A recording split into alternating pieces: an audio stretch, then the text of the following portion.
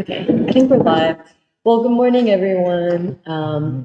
We're going to begin our discussion this week on the Nobel Prizes in Science. And I think Herba, Shantanu, and Shibarto will begin that discussion. And then we'll have a separate discussion to finish off today's Saturday Free School on The Souls of Black Folk, the book by W.E.B. DuBois, reading it in the year of James Baldwin, the 2024 presidential election, and amidst all the wars. And so Kathy and I will discuss this. So first, I'll hand it over to Herba, Shibarto, and Shantanu to talk about the recent Nobel Prizes in science and their significance for knowledge in science. Right. I want to begin by saying that just following all of the announcements for the various Nobel Prizes this year was very telling, because you can see some sort of consolidation of the ideological landscape that's dominated by the West reflected in all of these prizes. And today we are going to mainly focus on the prize for physics and chemistry, which were both given to research related to AI. But then we'll also talk about the prize for economics, because it carries the same questions that the Nobel Prize for Physics and Chemistry raises. And in some ways, it's very much in line with the conference we did in June on the crisis of knowledge in the American university, and James Baldwin as offering revolutionary answers to the problems of Western knowledge and Western epistemology, where in that conference, sort of grounding it on the political crisis in this country, what we had proposed was, if you look at the knowledge that's being produced by American academia and the way it's sort of successfully penetrated academia and knowledge production elsewhere in the world, what you have to conclude by looking at the quality of that scholarship, that epistemology, and how much it's able to or not able to explain the world, that we have come to a point where Western knowledge and institutions of knowledge production have really reached a certain exhaustion or a lack of vitality, which means that they cannot take the progress of human knowledge forward anymore.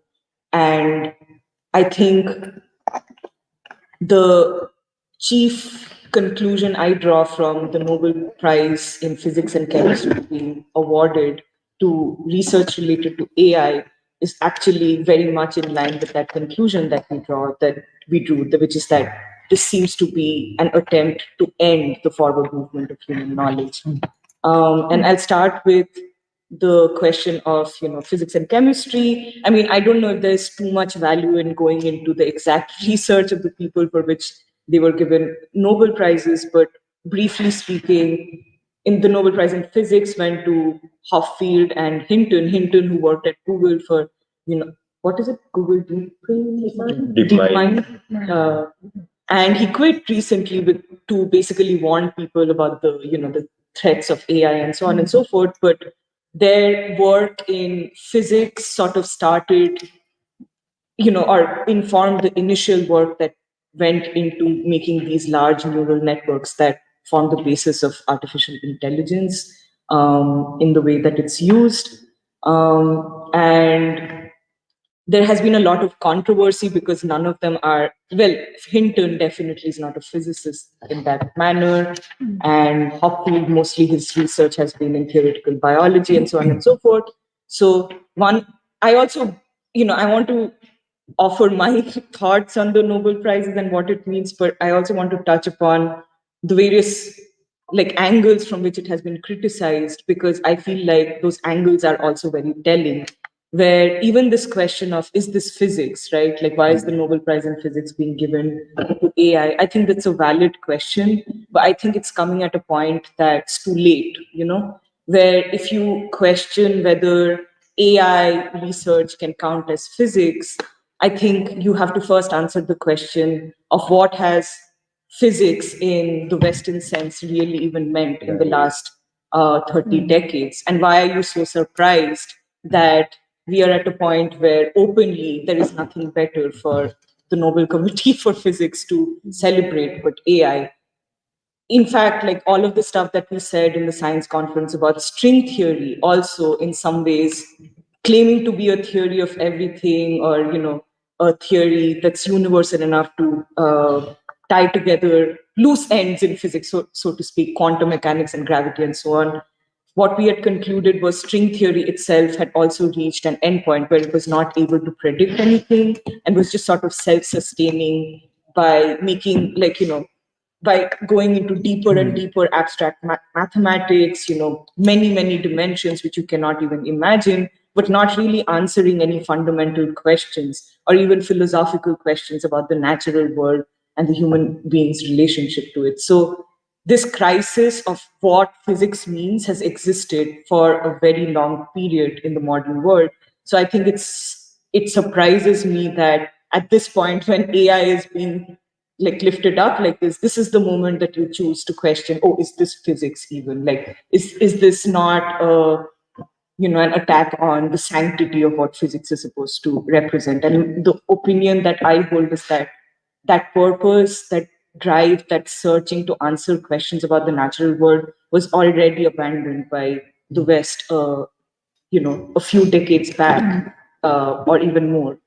Um, so that was one of the points that I wanted to make. The other question is, of course, what does it say about physics and what does it say about the natural sciences going forward if this is taken to be the epitome of what physics can produce or what even chemistry research can produce? And this is something that we've discussed a lot in free school, how the Nobel Prizes being given to AI related work is almost like it's giving theoretical and institutional sanction to the idea that AI is the future of humankind, where human intelligence, human knowledge has reached its limit of what it could achieve, what human beings can know, and any further development, any further new knowledge, any further advancement in like intelligence or language or art or whatever you call it will come from machines, that have been trained to act like human beings. And this is a very damning judgment, in my opinion, on, the human ability to even go forward. And I was even thinking about what we discussed last week in free school, this idea of colored modernity and, social systems all across the world. And I bring that up to say that it is clear to anybody who's paying attention to what's happening in the world that there are still unanswered questions on the table. And by saying that it's going to be AI from this point on that takes human knowledge forward, what you're doing is you're taking those unanswered questions and putting them in the dustbin of history. Because artificial intelligence, for instance, cannot even understand or begin to deal with the question of colored modernity like we were able to have last week. And these questions are important to be answered. So, in some ways, by making it so that AI becomes more acceptable, more naturally a part of the human imagination of their natural world and the way they interact with each other, what you're essentially saying is these other questions don't need to be answered anymore. And what can happen is just a consolidation of what the West thinks about the world, what it thinks about human knowledge and intelligence. And that just has to be imposed across board on all people everywhere. And this will be the state of art. And there is also an implicit assumption in the critiques, like even Hinton, when he's saying that, oh, we need to all be very careful because artificial intelligence can overtake human intelligence and you can have machines. I find this, I'll be very honest, I find these arguments a little ridiculous because I don't believe, and it's not easy to believe given the stage where AI research or all of these large language models are. It's not easy to believe that they actually understand intelligence or thought or language, or can even begin to understand how the human being thinks or forms language or forms explanations for things rather than just correlations pieced together from large data sets, right? And in fact, I find what Chomsky says about all of this pretty convincing, because he has been a long time critique of large language models and whatever. And he always gives this example, which I think is very telling, where he says, look at a child, like a baby, who without having like a large data set to surmise how people talk or what is vocabulary or what is grammar, very quickly is able to understand that inherent logic that informs language and thought and basically relationships between, I don't know, words and, articulation. But that's not like, you cannot compare what large language models and artificial intelligence does, which is basically being trained on millions and millions of data points. And then all it's doing is it's basically trying to see correlations in this data and then to surmise, okay, this might be a probable answer to the question that it's been asked, has nothing to do with the way the human mind actually works. And so even this idea that machines are going to become more intelligent than humans, and that is the great risk, is not very convincing to me, because I feel like, and I think Chomsky also says this, is AI cannot deal with the unanswered. Like, it always has to depend on what has already been answered and then project something that could be a possible answer to the unanswered. But it does not have like a process or a method to really arrive at the truth when a large part of the question, there's basically no answers to these things. I don't know if I'm making myself clear, but so the reason why I talk even about this sort of panic about human intelligence taking over, sorry, artificial intelligence taking over human intelligence, is I think not only is it not convincing to me, but I also think it obscures what the actual risk of this investment or this acceptance of AI as a natural part of the human world, what the actual risk of that is, which I think is a moral risk comparable to when, Right. I think the actual risk of AI is comparable to the risk of the atomic bomb being created and then dropped on, Japan, for instance, because what all of these criticisms of AI is ignoring is that the main sort of criticisms or of oppositions that you can mount towards AI is always going to be related to the great moral and philosophical questions that physics, chemistry, natural science, but also all forms of knowledge production has to deal with, which is what is the human being, what is their purpose, and what is their moral role in this world, where I feel like the reason why I even compare it with the atomic bomb is that I think there is a moral consequence of saying something like this is the end of human intelligence, or this is the end of what human beings are allowed to even explore and everything. That's sort of just something that I want to put on the table, and we should talk about it more. And just as a small aside, it's interesting that the Nobel Peace Prize this year was given to this I don't know, would you call it an activist group? I forget the name. It's an organization that concentrates on the victims or survivors of the atomic bomb being dropped in Hiroshima and Nagasaki. And what was interesting to me is one of their one of the members of their leadership came out after they got the award and said that I think the Peace Prize should really have been given to peace activists in Gaza, because we see what's being done in Gaza as to be exactly what was done to the Japanese people. And that was really interesting to me, because I mean, that is a moral admission of, what what it even means in this moment. Anyway, I just wanted to tie it because I think in some ways the prize being given to the survivors of Hiroshima and Nagasaki was in some ways, the ruling elite also trying to make a sort of guilty statement of, okay, things are really fucked up in the world right now, and we are clearly very complicit in it, but we're going to make this gesture to sort of separate ourselves, or at least the academic community to separate ourselves from the moral crimes that are being committed by the Western system of thought and ideology and institutional control.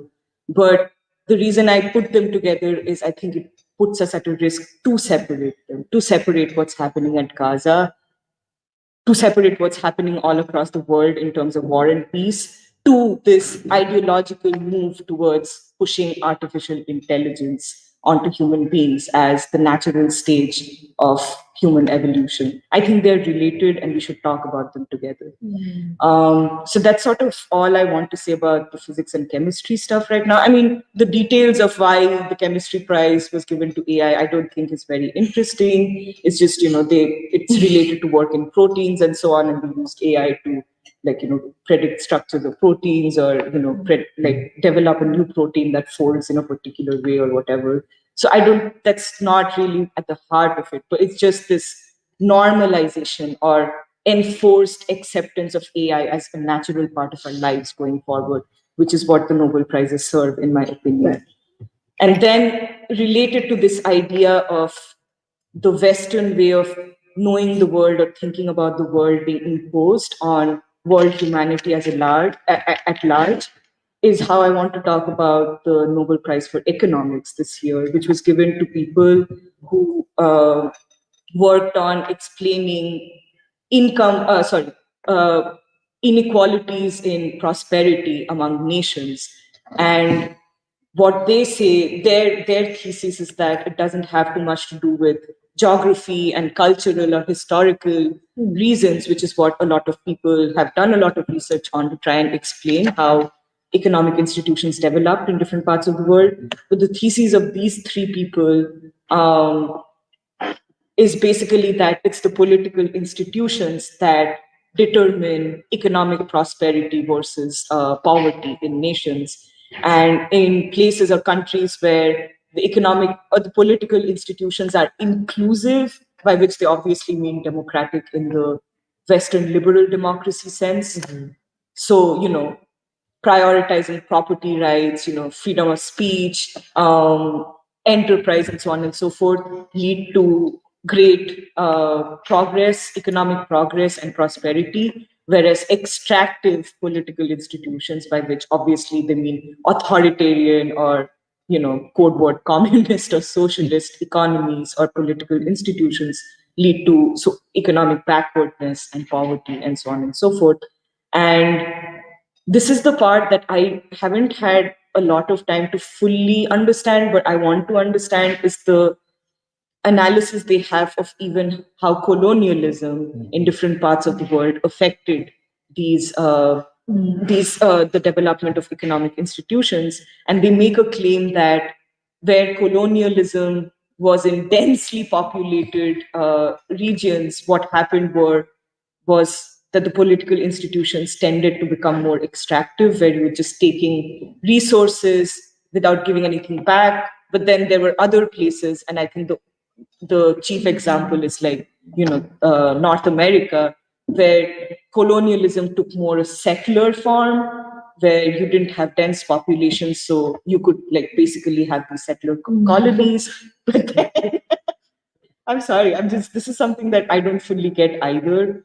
But I think it's important to understand what they're trying to say, because it's important to understand what they're trying to say to mount a defense as to why that does not explain the world, which is that they say, oh, in these places where settling was possible, you ended up having more inclusive political institutions. And that sort of explains why US has done better than Mexico, for instance, and so on and so forth. And without going into more detail right away, I think we can sort of do that in the discussion. I was actually most astonished by the economics Nobel Prize, because since I work in physics, I'd sort of accepted that this was the state of art of physics to begin with, where AI had already become big. So it wasn't that surprising to me. But the economics Nobel Prize, the reason why it astonished me is it seems like not even an attempt to veil or hide the fact that what you're really saying is that it's liberal democracy or nothing else, And a large part of the research of these three people really was basically what was presented in this book that Robinson and Asimoglu wrote, called Why Nations Fail. And the thing that also astonishes me is how mediocre I find their arguments, where if you take their main theses and you just look at India and China, right? 1/3 of world humanity, right, together. If you apply their analysis and their thesis to just India and China, it already fails. And so you fail to explain 1/3 of the world. So then how, like what contribution is it really making? So for instance, India so-called has like inclusive political institutions because it's a democracy, but compared to the rapid, social economic progress that China has had in the last 30 years or so, India has not. And on the scale of economic progress, India definitely lags behind China by several, I don't know, maybe several decades. And so then this is the basis of not knowing economics a lot. This is how I would even start to think about this question: is can this theory which you're saying makes leaps and bounds to try and explain why nations fail, or why certain economies are backward and certain economies are fast paced? Can you even explain one third of world humanity because of that? And I think it does not. The other thing that I wanted to draw upon is what is the marker for economic progress to begin with? And it's usually, I mean, I've not gone into the details of how they analyze this, and I'm sure they have like multiple things they're looking at. But the broad thing people look at is GDP, the gross domestic product. But then, it also reminds me of everything that we've been saying in free school about social systems or a systemic analysis, where if you look at the United States and you look at the GDP, you can say that, oh, yeah, moving forward, economically doing better, or at least you can have an analysis based on the GDP of how things are. Yeah. Just on that, I don't think they only look at GDP. I think they look at PPP. Power parity. Yeah. Yeah, that PPP, and I think they're a little more nuanced than that. But that doesn't take. No, that's what sort of that's my admission to begin with. Is I don't know what all the markers are, but the ones I know about, which is GDP, and then Doc can explain what this other, what the other things could be.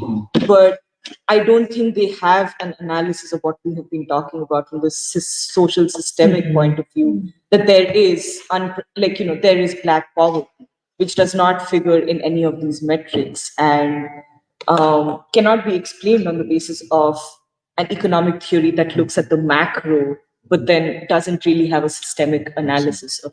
So then I talked about India and China. Does this explain India and China? But I would also like to pose the question: does this even explain the United States and the wealth inequality, but not just the wealth inequality, but the systemic inequality of Black people in particular in this country, which after decades and decades, hundreds of years after slavery ended and then Black people became citizens, has not really made any progress.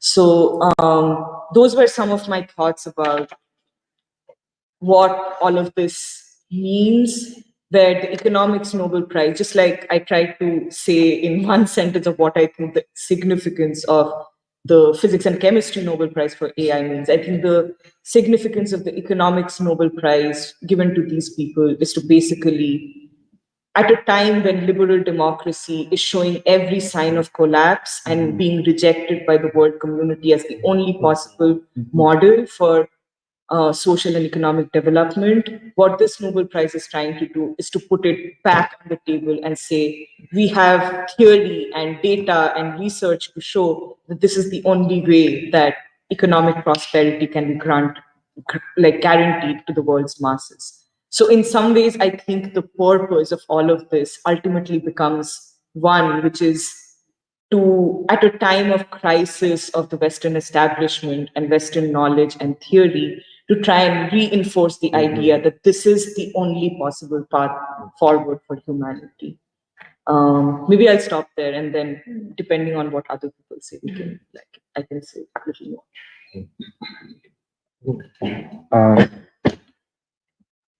Well, I'll start from my thoughts on the economics Nobel Prize first, because I think that I agree that was the most interesting one of all of the Nobel Prizes, I thought.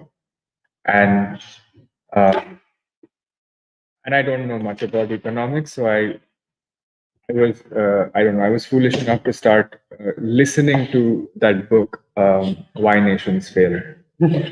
And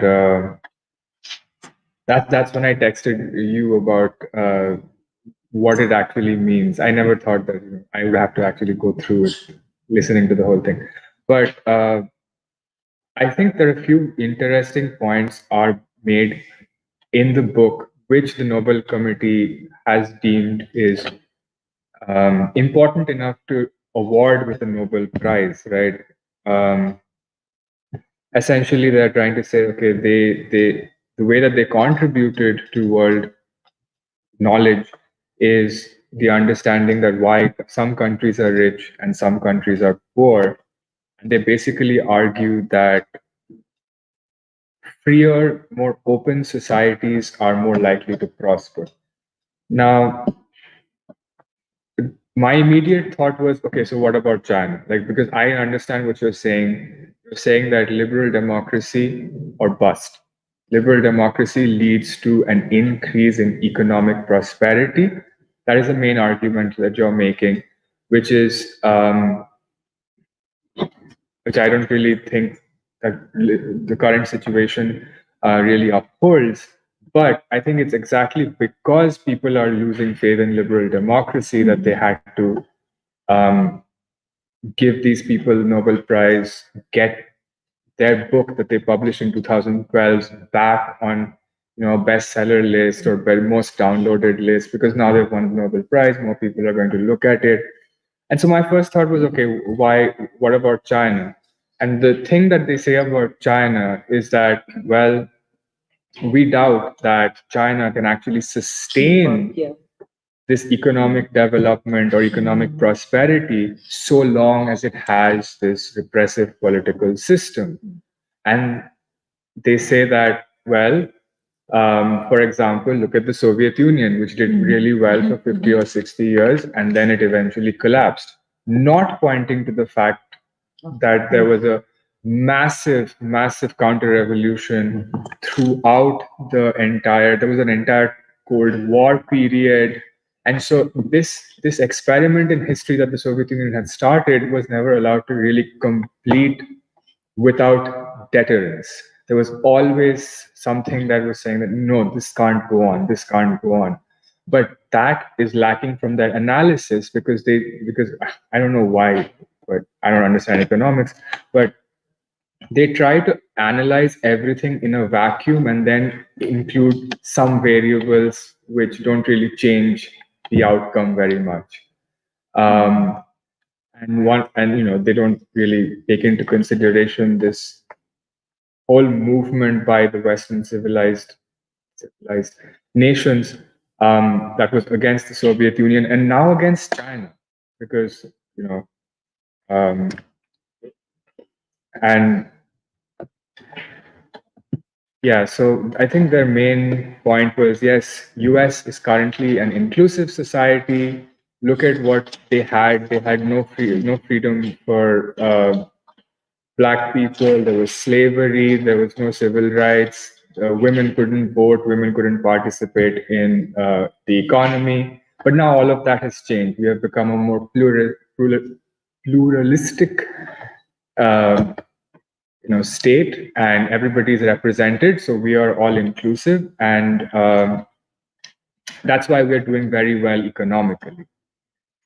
However, if you look at Mexico, Latin America, they're not doing so well because, well, they have a politically repressive system. They argue the same with China, and then they say, okay, so look at North and South Korea. South Korea is an inclusive society. North Korea is an extractive society.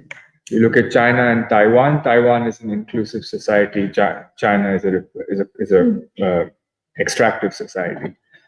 And even when they go back in history, so I had a feeling like their view acknowledges colonialism, but it doesn't really think too much of it. Like the effects of colonialism are very minimal in their eyes. And it's almost like they go on to say that history doesn't really matter. Yeah, you were an extractive society once upon a time, but you can surely become an inclusive society at any point you want to. And then they go on, it was very funny because they go on to say that whenever there is a color revolution and you have this society which is now more amenable to the US and to the Western civilization, that is a transition from an extractive to an inclusive society. And now with graphs and so they show that, okay, now the GDP has gone up. I don't understand. Now the GDP has gone up. Now the nation is prosperous again, not accounting for the fact that if you are a socialist or a communist country, you will be sanctioned by every other country in the world. And once color revolution happens, all those sanctions lift, and now your economy is, the global is part of the global economy and now allowed to prosper. So that is again absent from their analysis. And I was also looking at what these people have been saying recently, because I feel like, okay, they wrote the book in 2012 and everybody's been clamoring for them to get a Nobel Prize for this long. But what are they saying now? And what they say now is that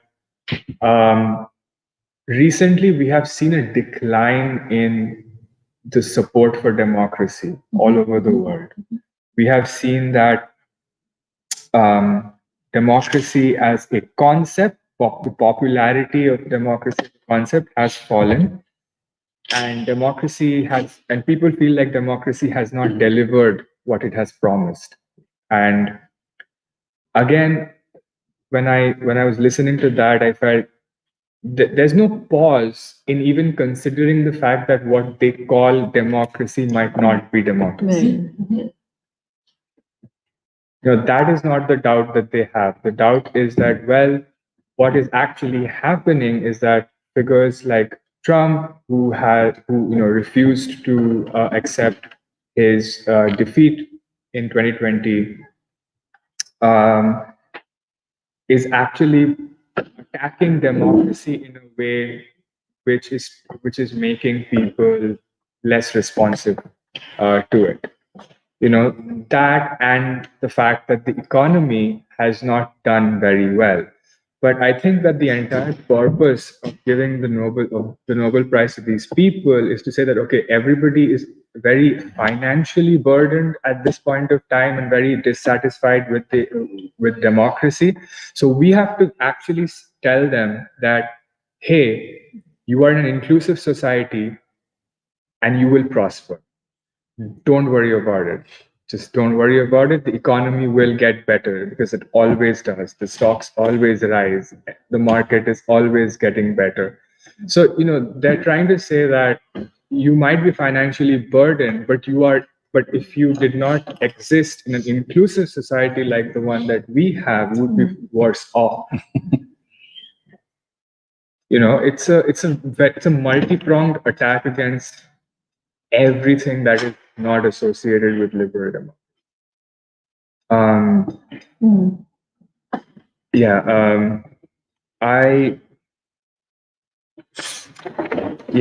then about the physics and chemistry prize, I think Purva has sort of gone through most of the relevant parts. I think the only couple of things that I wanted to add was that the New York Times actually had an article about a week ago, which was titled "A Shift in Science." I wanted to read out a quote which they had in that article, where they describe all of these Nobel Prizes going to AI and they said, quote, "These were outstanding and fundamental accomplishments to be sure, but the Nobel recognition underscored a chilling prospect. Henceforth, perhaps scientists will merely craft the tools that make the breakthrough, rather than do the revolutionary work themselves, or even understand how it came about. AI designs and builds hundreds of molecular Notre Dames and Hagia Sophias, and a researcher gets a pat for inventing the shovel." End quote. And I thought that was really like that affected me quite a lot. I mean, mostly the part about how what this might mean is that we slowly lose the capacity to understand how discoveries come into being, and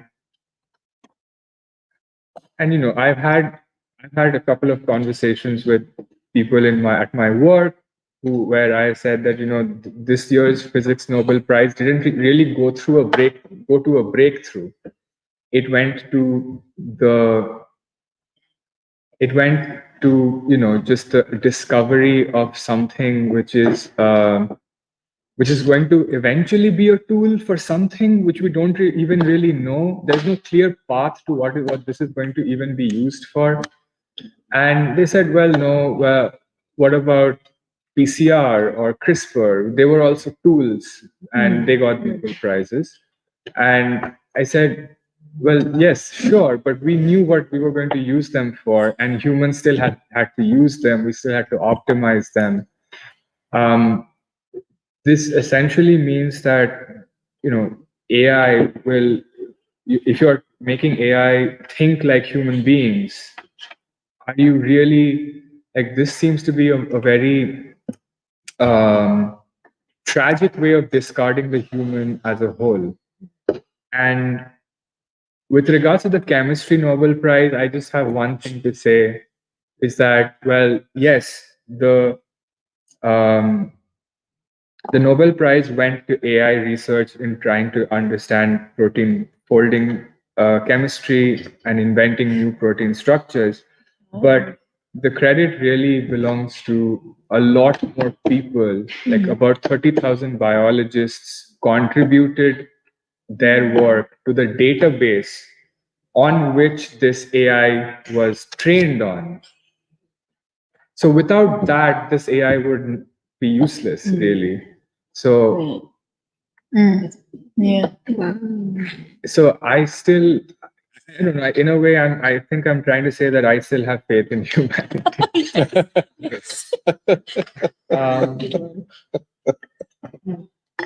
And I think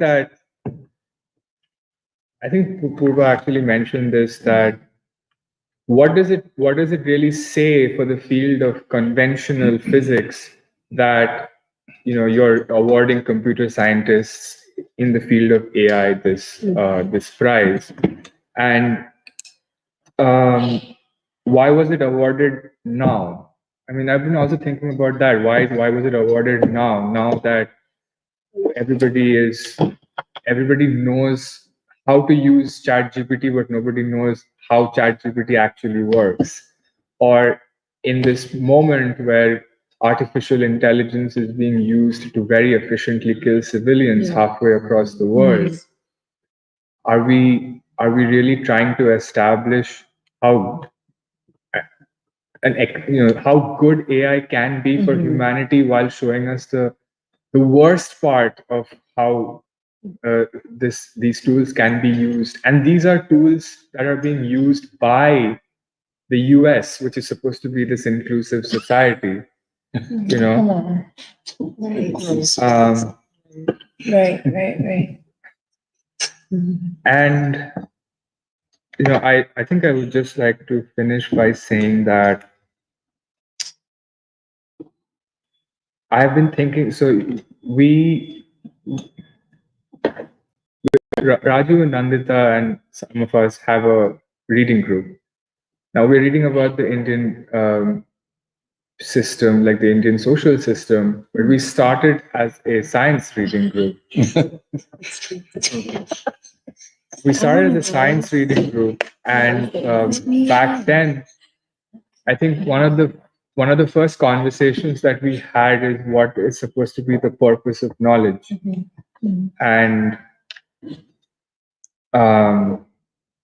we came to the conclusion that the purpose of knowledge is inseparable from the human being, and that every revolution in society has involved a revolution of human beings that inhabit the society, and that is the only way society moves forward.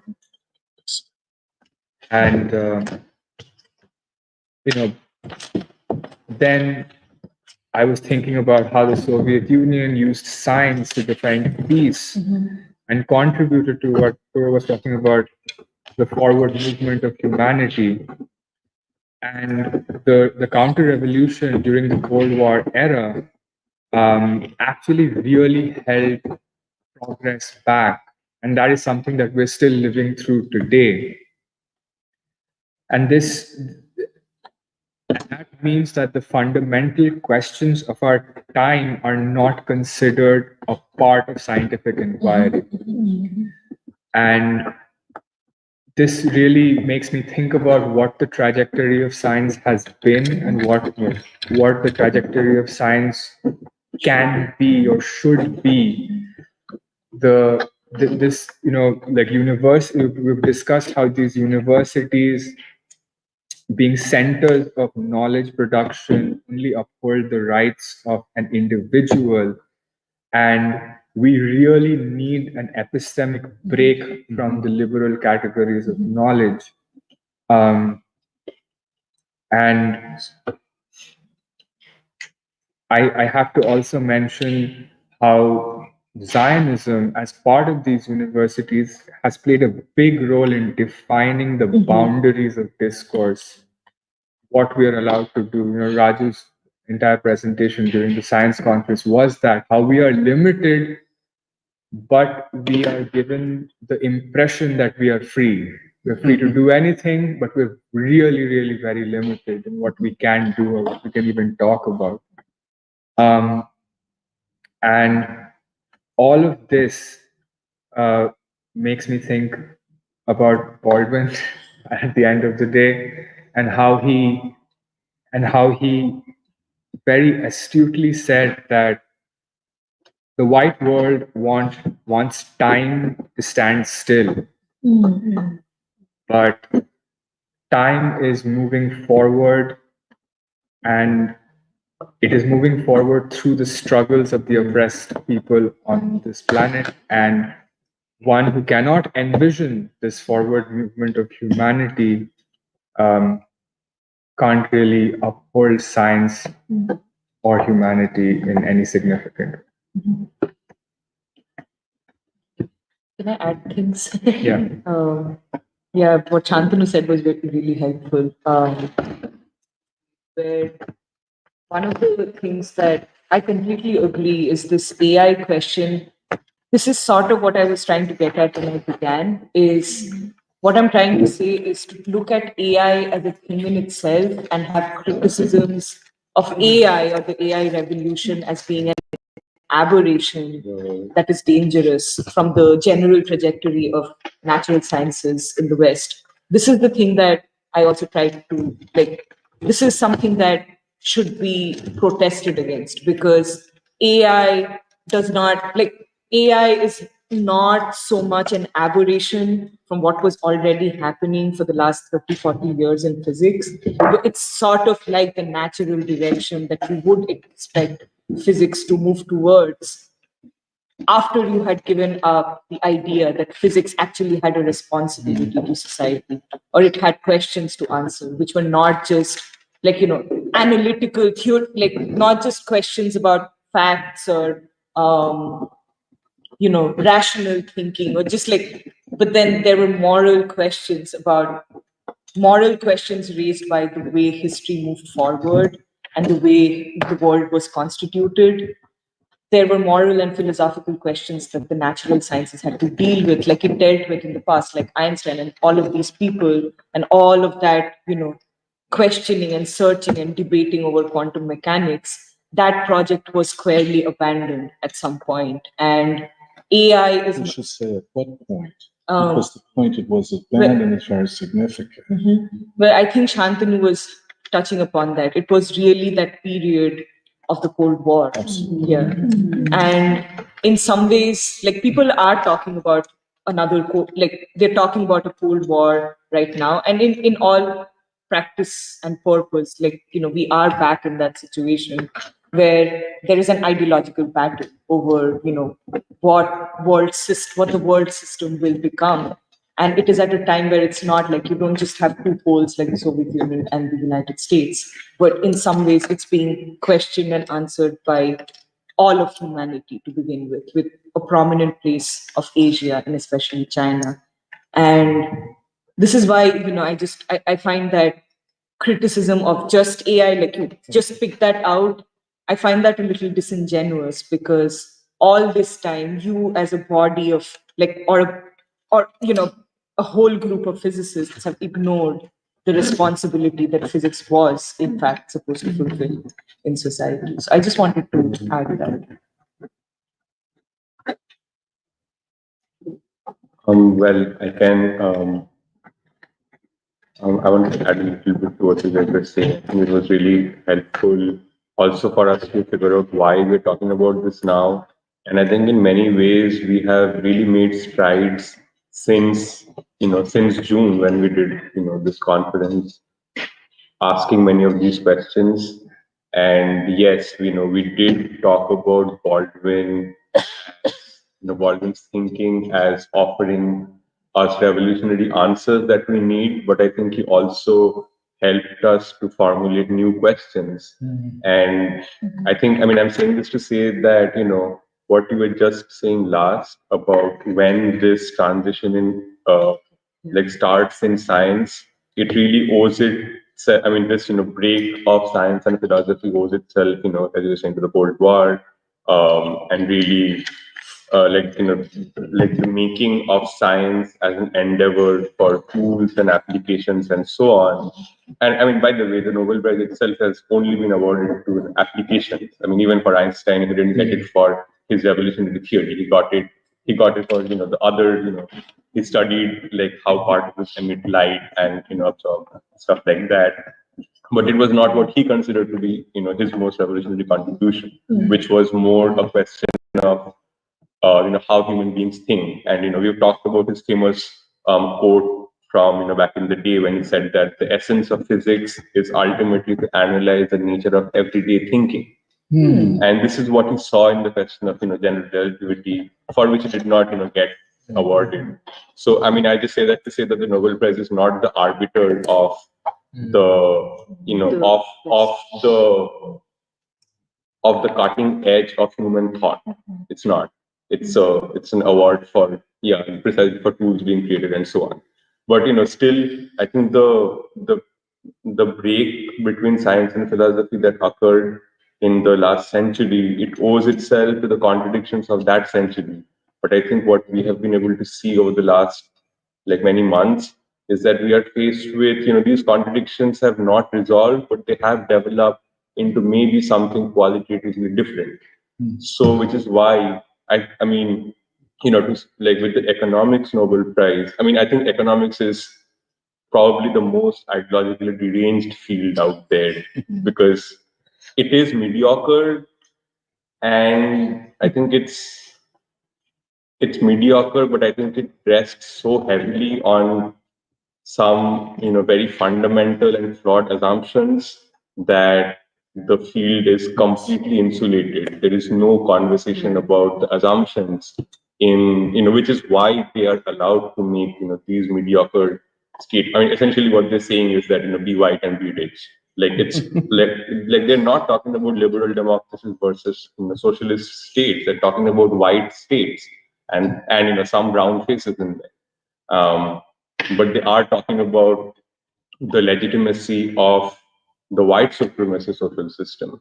And I think in many ways, the entire Nobel Prize and AI being a part of it, it is in some sense the death rattle of this dying system. And it's coming out at this time. What what you guys were both saying, that it is coming out at this time. It's almost like, it's like the high priest coming out at the end of, an end of a, like towards the end of a system, which, I mean, we are talking about its end in, Baldwinian terms, where people do not believe in the sanctity of these standards. This is when you bring, the high priest of the Nobel Committee and so on to basically establish, like, hammer this point about AI and so on. And I agree that AI is just the culmination of the trajectory that began like last century. But I'm also saying, I'm trying to also ask that, in many ways, it is a defense of white civilization. It's a defense of white supremacist standards and civilization that this Nobel Prize serves. And I think it's important because what this movement should call for is not simply a rejection of it's not a rejection of the gatekeepers of science and economics and so on. It's not just a rejection of that, but it's also an opportunity for us to question. It's an opportunity for us to question what exactly they're trying to say, and that we are faced with different questions. Like, I'm trying to think about what would a conversation about the Nobel Prize be among, say, the Vijay Prashads of the world, or any off so-called left organization, when the attempt would basically be to harp the same points about, yes, okay, you're talking, AI is dangerous because uh, and the only way that the scientific critiques of AI talk about is the only threat they consider is if Putin or Xi Jinping has AI. I mean, let's be real, that's the only thing they care about, right? But I think what we're trying to say is it's like that's a distraction. That's a complete distraction from what has led to AI. And tomorrow it's not going to be AI, it's going to be something else, but the same system is going to continue. And yeah, I mean, I think it is really a culmination of what Purva was also saying. It's a culmination of the same patterns that have held science hostage from humanity, held humanity hostage from science, and sorry, what was I going with it? Yeah, it is the same patterns that have held humanity hostage, but the implications of that have changed over with the passing of time. We are not the contradictions of our time are not liberal democracy and communism. It's not capitalism and communism. I think it's not the central contradiction of today's time, because this is really, if it ever was back, even in the height of the McCarthyite era, because Baldwin argues precisely this point that anti-communism is ultimately racism. That's what it really was, and I think we can say that with more confidence now than even he could. And we are faced with, like, to talk about AI, what Shantanu mentioned about the real implications of AI is that we can have murders without murderers. That's where we are at. And I think that's a dangerous indictment on him. And but it should not be a distraction from what has led to it. Yeah.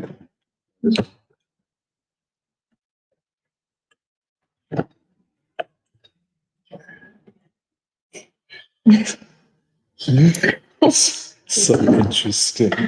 Um, I just, this is a necessary discussion. You cannot claim the mantle of revolutionary thought or theory and not engage the ruling elite at the highest level of ideas. And this is part of it. Not so much as we have kind of dealt with postmodernism and feminism and gender theory and race theory. But it is here, I think, and I agree with y'all, that the ruling class stakes its claim. It is upon this mountain that they will fight and must fight, and everything will be a trickle down from it. There's some, other things I would, for example, in seeing Megalopolis, which I felt was a remake of Ayn Rand's Fountainhead, even down to the beginning in the Empire State Building. But what did Ayn Rand stand for? And what is she? And even though she's not widely discussed, there's a hardcore group of intellectuals that remain in economic theory in particular, but more broadly associated with Ayn Rand, the Fountainhead. Everything from Rand Paul, the senator from Arkansas, his name is Rand because he took it from Ayn Rand. Oh, I didn't know that. Yes. And of course, his dad, who is, what's his name? I forget his dad's name, former congressman. Ron Paul? Ron? Ron Paul, yeah. They're hardcore followers of Ayn Rand. And Ayn Rand is not, her great man of history is not Hegel's man of destiny. It is the Nietzschean Superman. And this idea that a super intelligence will save humanity, that humanity and human beings cannot save themselves. And if you remember in the film Megalopolis, which is also in the film Fountainhead, the raging masses outside who don't have any clue and are being led to doom by a demagogue, as it were. And of course, this raging mass is supposed to represent those gullible masses who will follow demagogues and communists and false ideologies. And of course, Ayn Rand was a hardcore anti-communist, and I agree precisely with what Sambarto just said, that in the minds of the ruling elite, communism is just another way of talking about the masses of dark people in the world.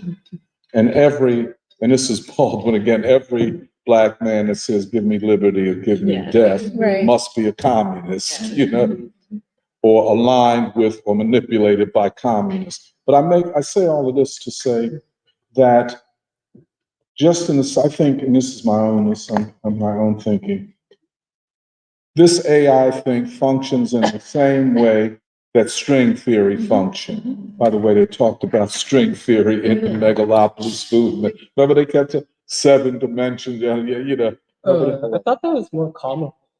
Yeah, but they was, well, we'll come back to it. But they need a grand theory.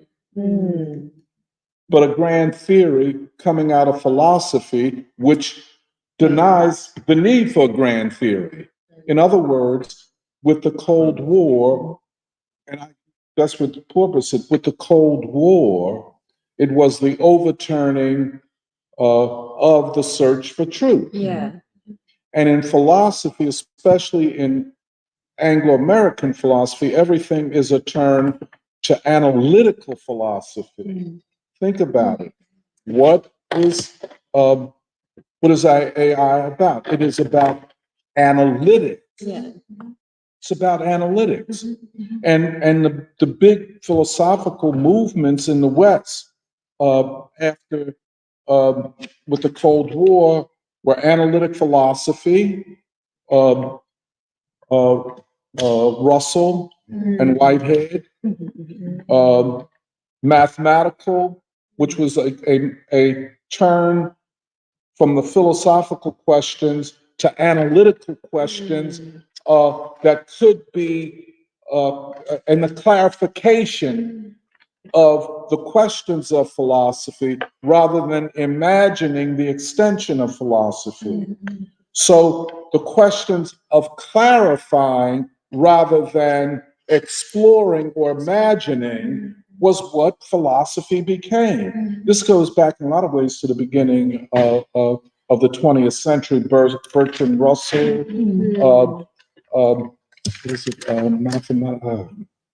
what the title of the big book. And then Alfred North Whitehead, his collaborator.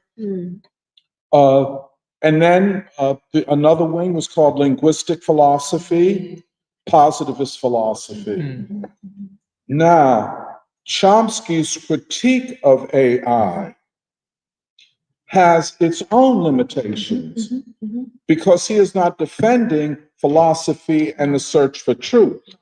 What he is talking about is, I think, something different, although more positive than AI.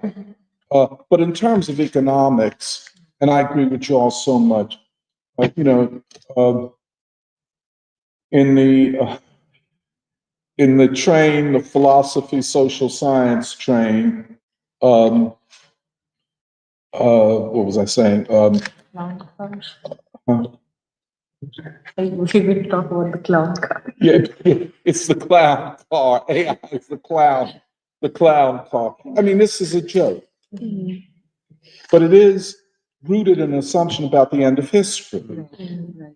Yeah. That history has ended, that anybody that thinks otherwise is a retrograde Neanderthal, and they will ultimately fail, although you have no proof that they will fail. Well, you could say, well, the Soviet Union failed. Well, maybe, or maybe it was subverted.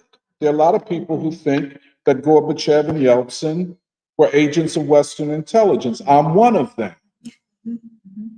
And I say that not as I wasn't in the Soviet Union, but I was a part of that movement. Wait a minute. You kicked Cuba to the curb. Right. You had a treaty with Afghanistan. You overturned, no discussion. You know what I'm saying? How did you do everything that fit the West? Strategic objectives in terms of world hegemony. You did everything they wanted and then said, oh, you lied to me when you said you wouldn't move NATO to the east. Well, what did you expect? What did they, I mean, was this a system, a regime based on truth telling? I mean, they always lie. You didn't know that? Mikhail Gorbachev? Excuse me, let me bring my name together.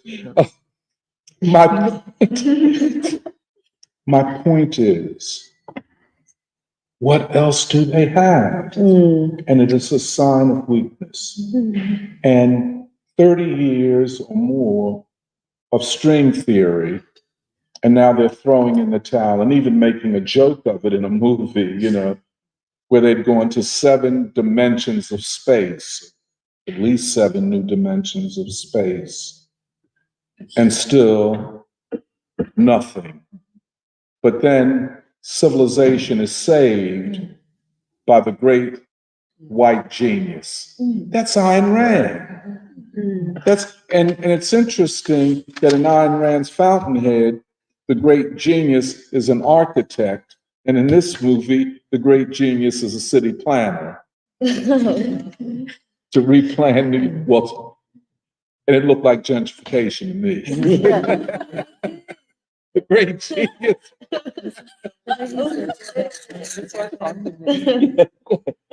But Fountainhead, they didn't have gentrification back then. Yeah, they didn't have Gentrification hadn't hit. But, and I guess, all of this, now I agree with the way Chantanu's satire about the whole thing. I mean, pardon me, some bar talk. Excuse me, Sean, I didn't mean to get you with your great colleague here, but it must be taken seriously, but not too seriously. This is a Western ideological move. And I think,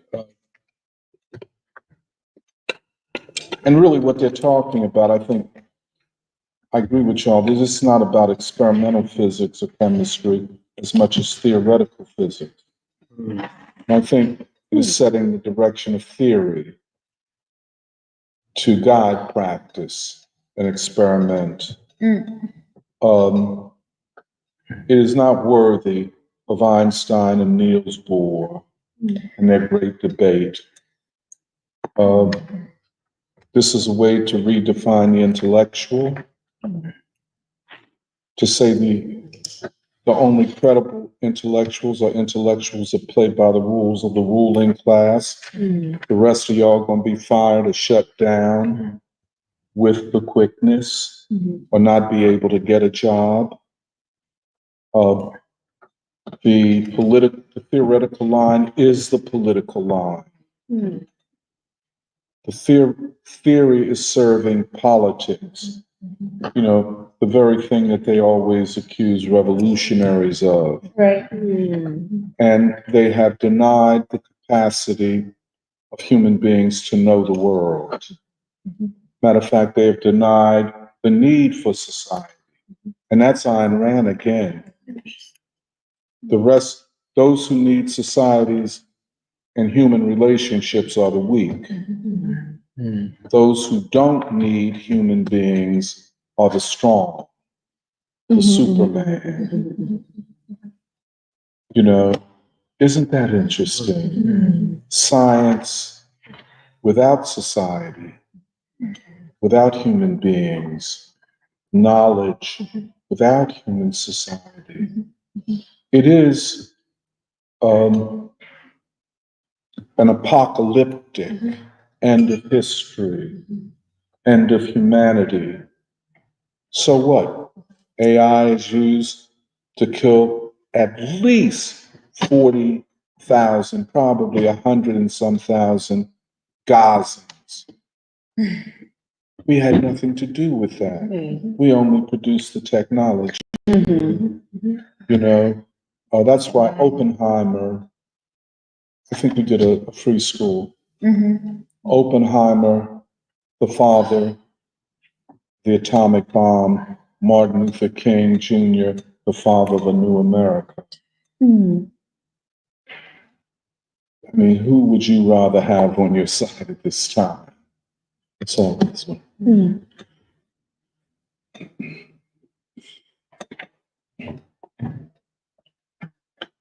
It's hard for me to say anything because Kathy and I are supposed to talk with the souls of Black folk, and it makes me just want to like contrast. It makes us. I feel like you probably feel the same. It makes me just want to go directly to saying like what you said about AI and Ayn Rand, saying like we don't even need. There's no need for even society itself. Whereas here you have DuBois saying the vanguard of human consciousness itself comes out of this great social system. But I don't want to go too deep. Wait, can I, if that's sort of where we're moving to, I also wanted to just like say a couple, I think, Just on the, I guess the Nobel Prize. yeah. Well, I want to talk one small thing about the thing Shantanu had mentioned in the economics Nobel Prize and this economic theory, which basically says that culture cannot be a determinant, and the chief example that they use is North and South Korea. So what they're saying there is that same people, same culture, Same geographical location. same geographical geography, but basically one people, similar cultural traditions, but such disparate outcomes. And even without going into a discussion of what is the outcome, like how are you judging the outcome of North Korea being dismally doing badly, and then without going into that, even this dismissal of culture or whatever. I don't think it's culture really what they mean, but I do think What do they civilization. really mean? I think they're using culture to distract from the fact that there can be a civilizational basis or a social systemic basis to how But I think the two are different. And if I just might, civilization and social system. from their framework, you see, what they're saying is that economic systems are ultimate determiners Yeah. of outcomes. That if you abstract everything else out, Yes. society, history, even civilization, it is economic systems. Yeah, I'm sorry, I didn't mean to. No, that's exactly what I think I get from it. But what I'm saying is, given what everything that we have been discussing here about the social system and how the social system manifests differently in different societies, I think the example of North Korea and South Korea and just using economic institutions to explain the difference, I'm questioning that and questioning whether, because you also have to take into account the historical choices that were made on the level of the state, on the level of the social contract between people, where ideology, civilization, a social, that's basically what I mean, becomes very important. And I just wanted to say that before we move on to the souls of Black folk and so on, because it's radically different from the body of work that DuBois is informing, or what Winston is trying to do, what Baldwin is trying to do, because what I'm trying to say, it's not a coincidence that they don't turn directly towards economics as the sole determinant of outcomes or fate, destiny, human lives and so on, and even this thing of intelligence that we were talking about. One of the things that's really scary to me is that artificial intelligence, or sort of a lazy acceptance of artificial intelligence, also really distorts intelligence itself, like how human beings. And then you can never understand Du Bois, you can never understand the Black social system, you can never understand that music that we had been talking about right before where it's not just like, oh, there are words and there's music and you just sing it in the right way with technical prowess, but then there's the human, the sentiment, the emotion, or whatever. And it has to do with thought, it has to do with human thought and intelligence and the way you get to know the world, the way you get to know itself. But all of this comes under attack when you say something so mundane that intelligence is basically data analysis in some ways. Right. That's sort of what I was trying to get at. I think. Can I say something? Sorry, but this was just related very quickly. I also wanted to just quickly say that, like, these people who got the Nobel Prize in economics, they also did something which I'm not really too familiar with, but they said that a country's relative prosperity is based on their economic and social institutions, meaning that the state that is responsible for the people, whatever decisions that they make, the politics, the people, the institutions that they have established, that in a vacuum is responsible for how the state is going to prosper. Not them as part of a global system, but them on their own, like whatever decisions they make is affecting them and no one else. Whatever decisions that the US or somebody else makes is apparently not affecting these people. Whereas we know that more than a place like Micronesia, which has always voted against the ceasefire in the United Nations, we know that they're not making their own decisions. And I think that it's just extremely interesting how, under the guise of this being a Nobel Prize winning economic theory, they're trying to absolve like an entire system of guilt. You mind if I just say one thing, Jerry? There was a book, I recall this book, how nations fail. It was a response to a book, I just looked it up, I forgot, Guns, Germs, and Steel. Fake civilization. It responds to that, which says that you can't just say economic systems determine right. outcomes. Oh, y'all read that in It was a required reading in our history classes in high Really? school. Yes. Yeah. in high school? It was, Y'all it's were- been used in like American high school. Jared Diamond. Jared Diamond, yes. You have the same curriculum. And Guns, Germs, and Steel. Yeah, yeah. Familiar. Wow, y'all read it in high school. I think they have set it Yeah. as a national curriculum for American high schools. Okay, That's except. because you went to a Christian high school. Oh, you went, yeah. Christians.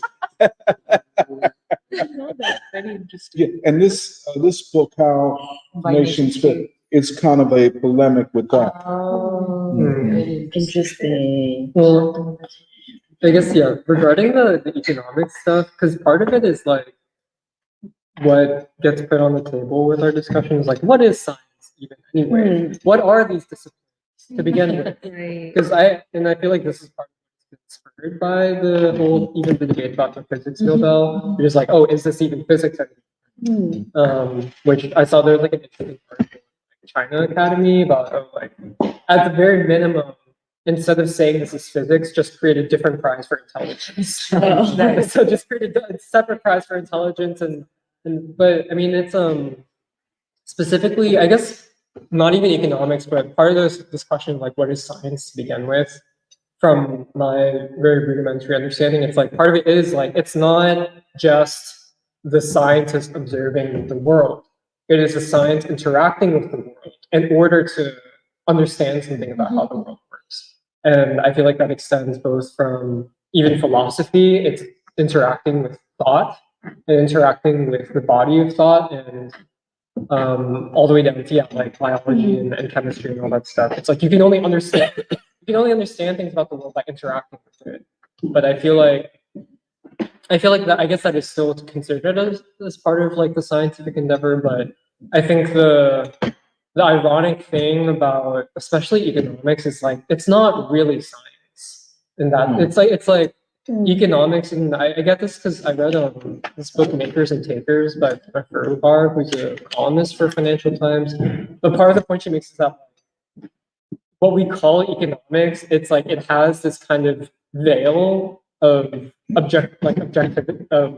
objectivity and of like so similarly with physics, like you kind of hide behind math and you hide behind also all these fancy words to make it seem like an exclusive thing that only the economists can do. But so much of even the function of economics and of the economists themselves is it's not really about just making observations about the world, but it's you make these claims which then it's like in order to either justify an existing system or to interact with the economic system in order to influence behavior.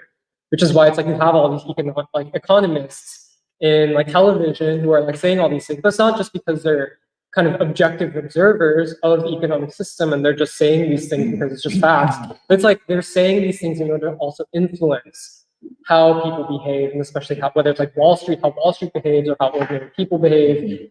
And I feel like that's an important part of it, where it's like obviously it is ideological, but the nature of why economics is ideological is not fully understood or talked about. Where it's like a lot of it is, to be honest, for me, because I do like marketing as like work, like most of it is just like spin. Like most of the function of economics is not really even observing quote unquote the objective world, which is also already questionable. But it's like you put out these claims in order to influence basically the behavior of markets and the behavior of people within markets and all that stuff.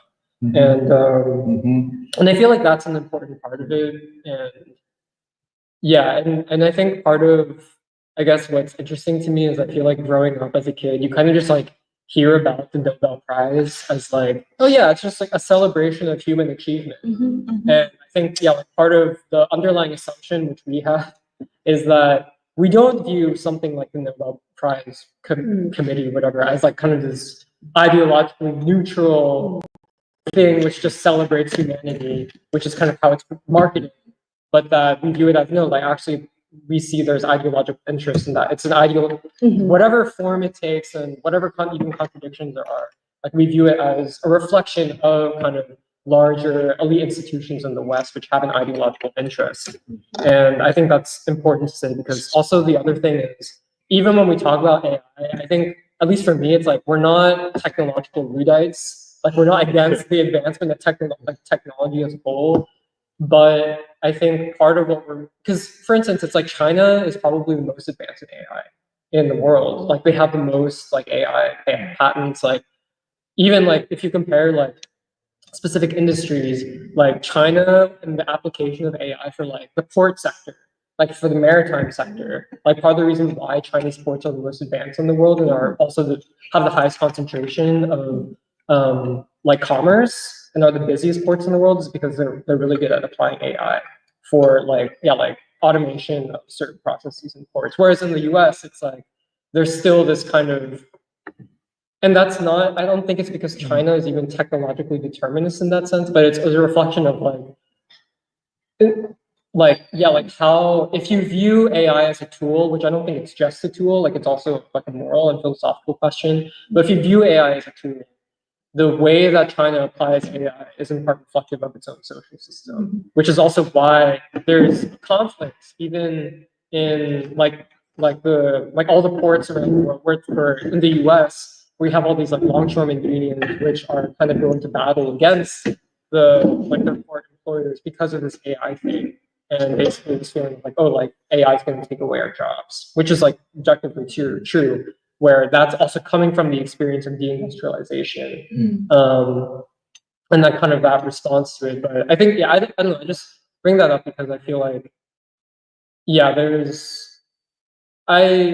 I don't know, I just feel like AI in many ways is already being applied in so many different arenas of society, which I think there's the very visible ones and the very obvious ones, but also it's being used in many different sectors, like basically like computer vision, machine learning, all that stuff, which Eddie probably knows more about because he actually does it.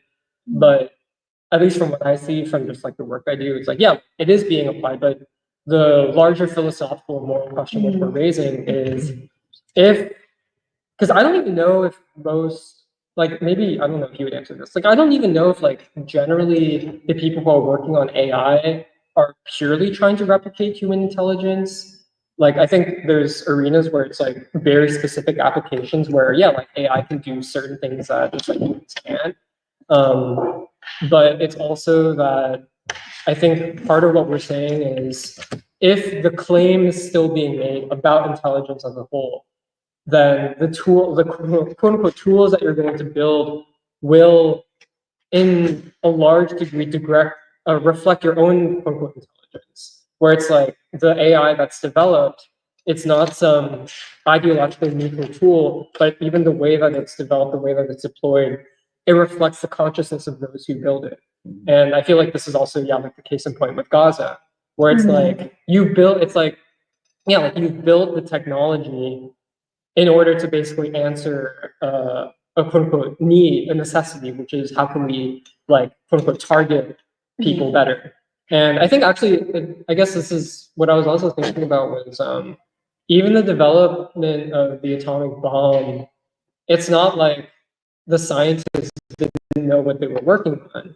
And it's not like they were just kind of developing it and then somehow by happenstance it happened to get applied for like the atomic bomb. But there was, whether you view it as like correct or not, like even like the movie Oppenheimer, what spurred the development of the atomic bomb and that advancement in science was a perceived necessity, which was basically like, like I guess at the time like defeating the Nazis, but especially more beyond that, basically having some kind of threat against the Soviet Union. And so it's like what I'm trying to say is that what spurs technological development is not just the technology itself and then it gets applied, but the technology itself arises out of a quote unquote necessity, whether it's a real necessity or or kind of perceived necessity especially by like the ruling elite.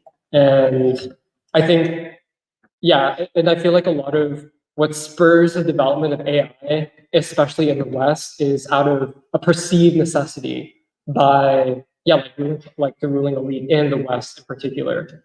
But I don't know, I've just been very interested in it because, like, I think the comparisons between AI and the nuclear arms race are like valid, but also I think the way that it's playing out is very different. In the same way that it's like, yeah, like just there is kind of an quote unquote arms race between like China in AI versus the West, and but it's like the ramifications of it I don't fully Can I ask you a understand. question? Yeah. If China is the most advanced in AI, Mhm. why is the Nobel Prize given to Americans using it?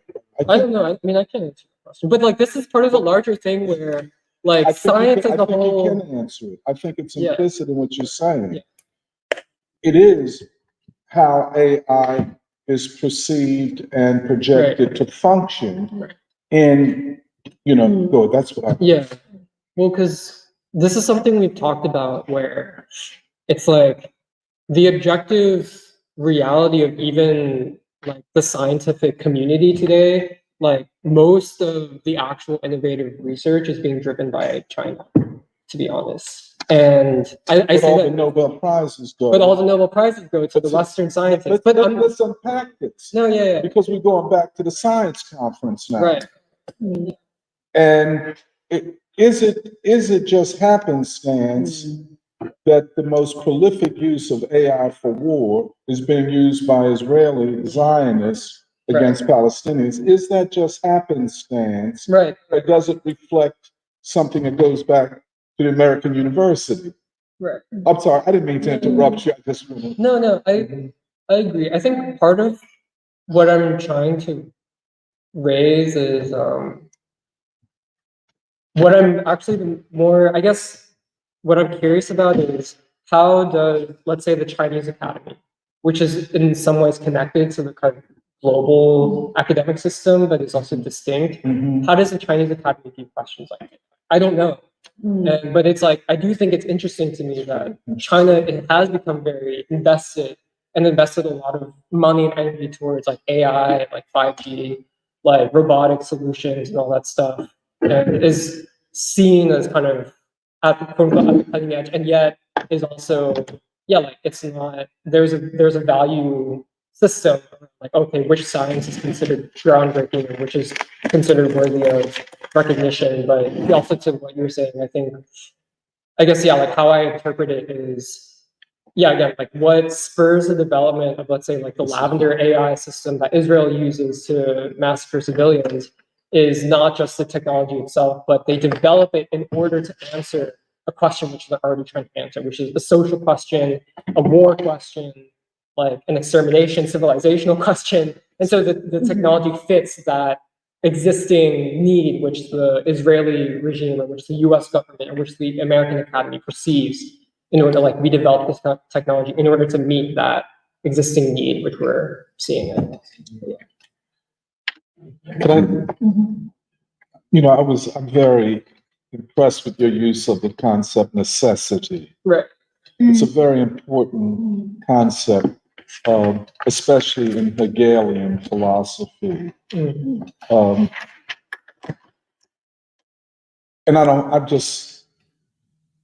what is historically necessary? Now, for Hegel, the historical necessity was what promoted progress, as he understood it. And I think the technological determinist and AI people would say to people like us, forget all of this chatter about humanity and all of that. This technology is historically inevitable. And if I were to say where I guess they fight on that mountain, what is our mountain? And I think there are two different views of history, of historical necessity, even if we want to use that word. Sure. But that you see where I'm coming from.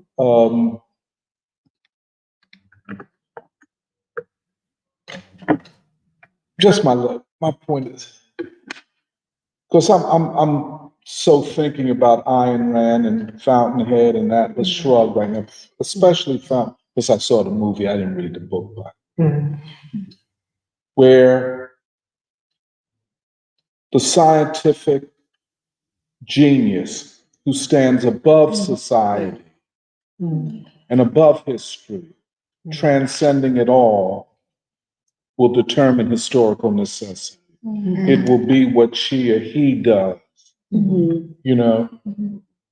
And here, okay, so even if China is doing it, well, we don't know because we don't have the China, but anybody that would rush to this, outside of what you're saying, I agree with that about making certain things more efficient. I can see that. But this grander vision of historical necessity is what we really have to, This is very intimately personal, given that I had done physics with a lot of hope and aspiration as a youth, and then moved to AI with a lot of also aspiration and hope. And now I roll with y'all. That's what my hope is. But the really central thing that resonates with me that explains a lot is what you were saying about a historical necessity, and which is like why you know determines what you know or how you know. And stemming all the way from the top of the ruling elite, I even see the way that it determined the way I was even educated to do physics, for example, where I don't think I really understand physics, even though I have like a really nice degree in physics. I learned how to calculate, but the point wasn't to actually understand, which is to think about the world in any substantial way. And I mean, I really saw it crush a lot of lives. Like, oh man, it's terrible. One of my dogs, so white dude, poor white guy, really smart guy from like rural Pennsylvania. He gets take out a tooth. He picks up a Vicodin addiction because he's just like, it's just pressed on him, man. This stuff is heavy on him, both the stress and just the weight of a sense of future. Studying a sense of what? A future. A future. Studying physics at Cornell, which is, oh my God, I'm gonna get to know the world in a substantial way. And what being determined by why you know. I mean, let's in AI, for example, it's really huge right now. This like people dub it like the cult of the machine god, but basically people have this hope that we're going to create a super AI that is going to solve our problems for us. We're going to create an AI that is going to be able to deal with the reality that we are unable to deal with ourselves. This AI is going to be smarter than us. It's going to be able to, oh my God, it's going to discover new materials for us that we need to solve social problems. It's going to discover new proteins for us to build new medicines. And it's all, I think, a lack of belief in human capacity for the future, which is precisely stemming from a lack of understanding of the human being. And it's, I think it's ultimately cowardly, really, and that you don't even fully understand what you're building, and you don't even care, but you're giving up your sense of responsibility to this AI that is supposed to solve all the problems for you. And I've seen it play out. For example, you guys are talking about this computer vision research, this AI that can look at, let's say, videos or images, identify a human, and then designate it as a target for bombing. I know the guy that created it. The most widely used algorithm is called YOLO. Everything has cool branding. You only look once. And the choice that this person decided to make after creating this algorithm that is now on pretty much any edge device is, all right, he had a certain level of guilt, I would say, that he left the field which, okay, that's something, but I would consider that to be cowardice, in that you did not take responsibility for what you've actually done. This like Oppenheimer again, completely. And this the physicist or the AI person is not morally equipped, which is a crisis of civilization, that you're not able to produce a human being that has this sense of responsibility and this desire of striving. I don't know what this guy's up to nowadays, to be honest, but I don't know how you go about your day to day, especially now. You saw the video of I'm terrible with names. Yeah. Yeah, forgive me, 'cause I'm terrible with names. I have a lot of respect for this man. The drone killing him. You had to see that and say, wow, like I was a part of this. And I don't, yeah, and you just say, well, I left it behind. And that's how you go about your daily life. I don't think that is enough. I don't think that a society or civilization can sustain itself if this is the character of human being that is supposed to be leading society with technological progress. So yeah, this necessity, this why we know, how we know. I think the West, as articulated by the ruling elite, has exhausted itself in this regard. If you're only looking at white civilization, now you're looking at the darker civilization, the darker people, even your own darker people and your own border. I think we have a fighting chance for sure. And one last thing, even about how this technology is developed. I remember working at OpenAI's offices, and it's in San Francisco. So there's like all these people that are sleeping on the street. You go outside, it smells like feces and urine. It's this an incredible level of human immiseration. And the windows they have the windows blurred, so you can't really see outside. You can get some sunshine, but you can't even see outside. And you have your 3 meals a day catered for you. They bring good chefs over there, so you have your breakfast, lunch, and dinner. So you put in a lot of work in the office. And frankly, the scientist or the computer scientist or anyone does not even want to, I think, see humanity. Does not even want to see human suffering. And so that puts all the more responsibility and necessity on us. I think we have the potential, we have the capacity, not the scientists. One last thing. It's really crazy. Even up to our professors. I remember there's a professor I took a class with. I started reading his papers. He was developing drones to do this AI technology, and he was testing it on students on campus during what we call slope day. But is it like the day before finals when people like drink themselves to oblivion to calm their nerves about, I don't know, their demise and their exams coming up? And that day, when everyone's drunk out their minds, they're testing the drones on us to be able to identify people. Yeah, I remember These people are incredibly cowardly to the fullest degree in industry, in academia. So yeah, this stuff's terrible. Could I ask just one question? Would you say that there is such a thing as historical unnecessity, not historically necessary? Are there events and things that are not that are historically unnecessary? By unnecessary, like a Well, mistake? I'm going off of Jerry's historical necessity. As I'm not as he's not, I don't think you're using it necessarily like that, but the concept of historical necessity that the technological determinists would use. This is historically necessary. Shut up and just do what you're told. Is there such a thing as historically unnecessary? Something that would. Let me give you an example. Was the atomic bomb historically necessary or historically unnecessary? Could we make an argument at a certain level that much of AI is historically unnecessary? Right.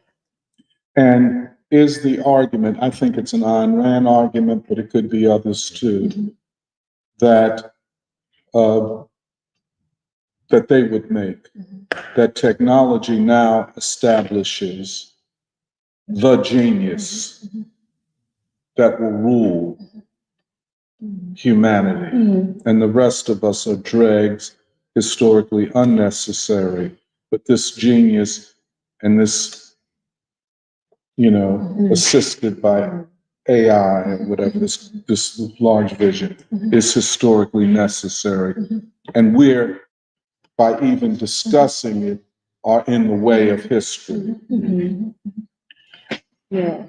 Well, I just want to say I like that framing because in some ways I've been trying to think about the original presentations about the Nobel Prizes and then the way Doc, you described it as the significance of science and theory is like, well, the significance of the Nobel Prizes is that the assumption is that AI and like basically this way of thinking that already has assumptions behind it sets the direction for theory, which makes almost like expands the possibility for historically unnecessary events to occur. Does that make sense?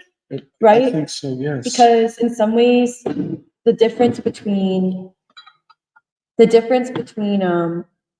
Oppenheimer or even AI versus Martin Luther King Jr. is both are dealing with science and knowledge itself, right? Because King talks about science a lot in his speeches and philosophy.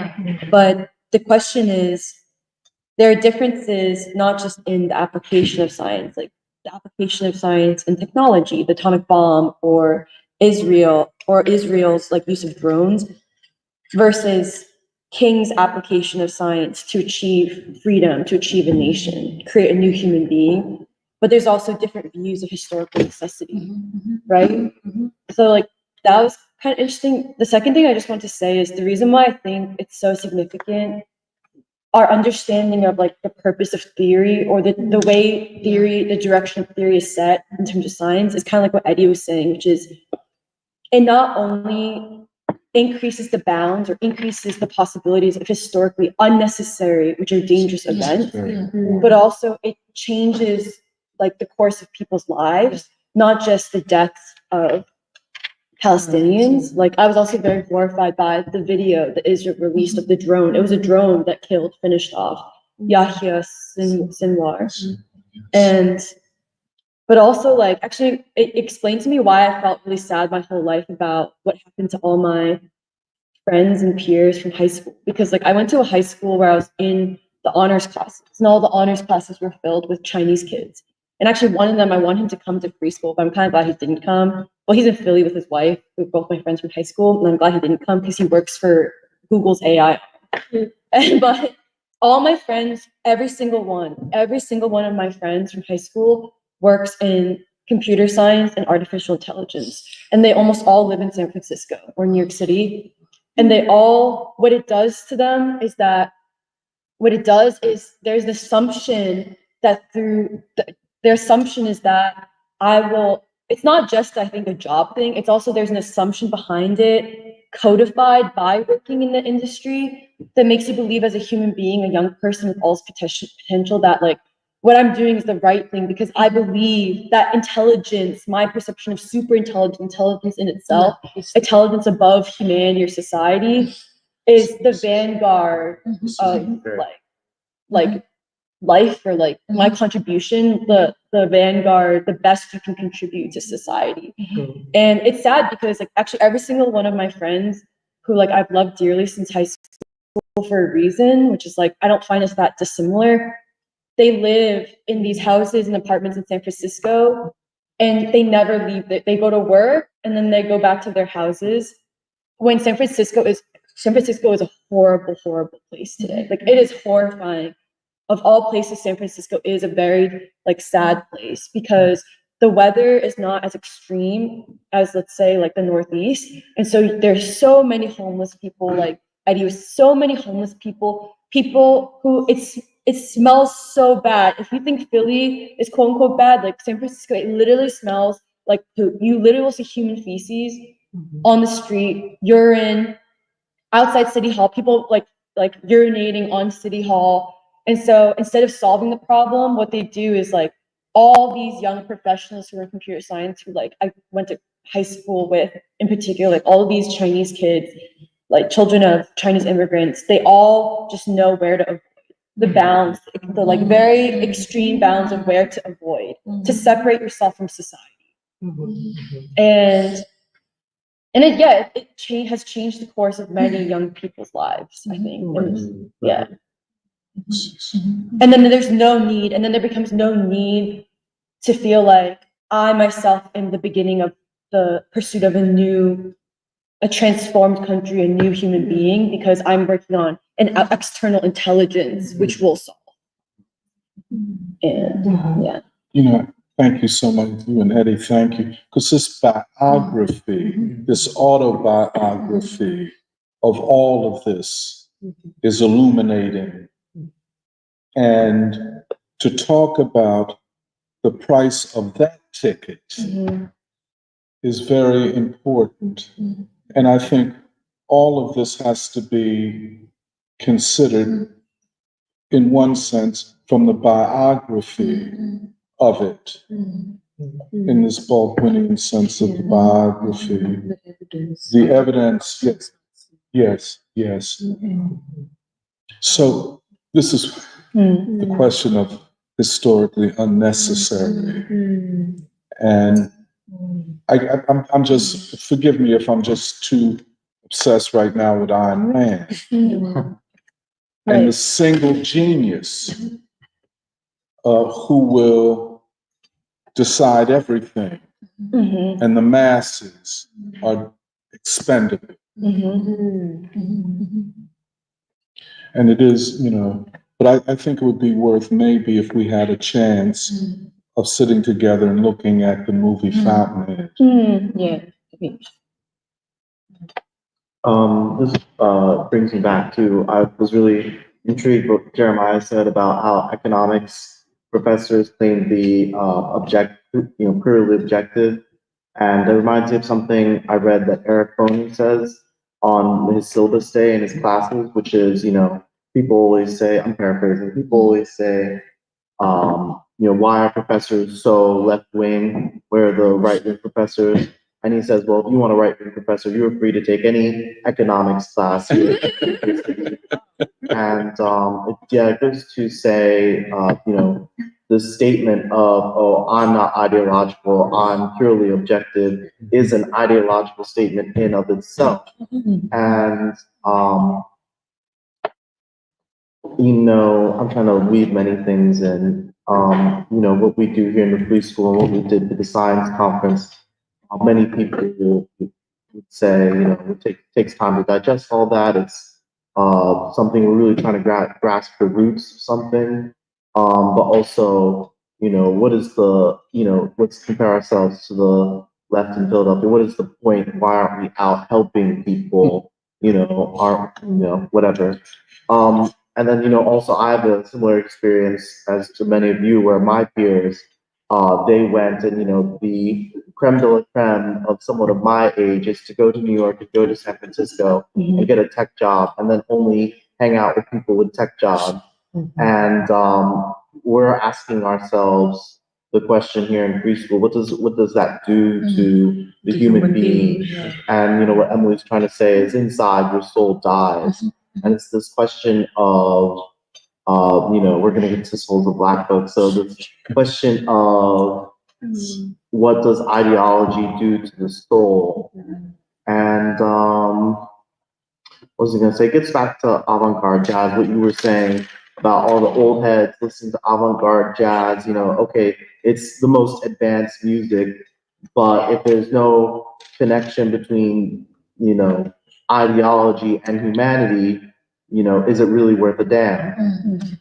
It's like one of my favorite things that DuBois says, one of my favorite things that anybody says is, science is a worthy mistress, but there is one greater, and that's humanity.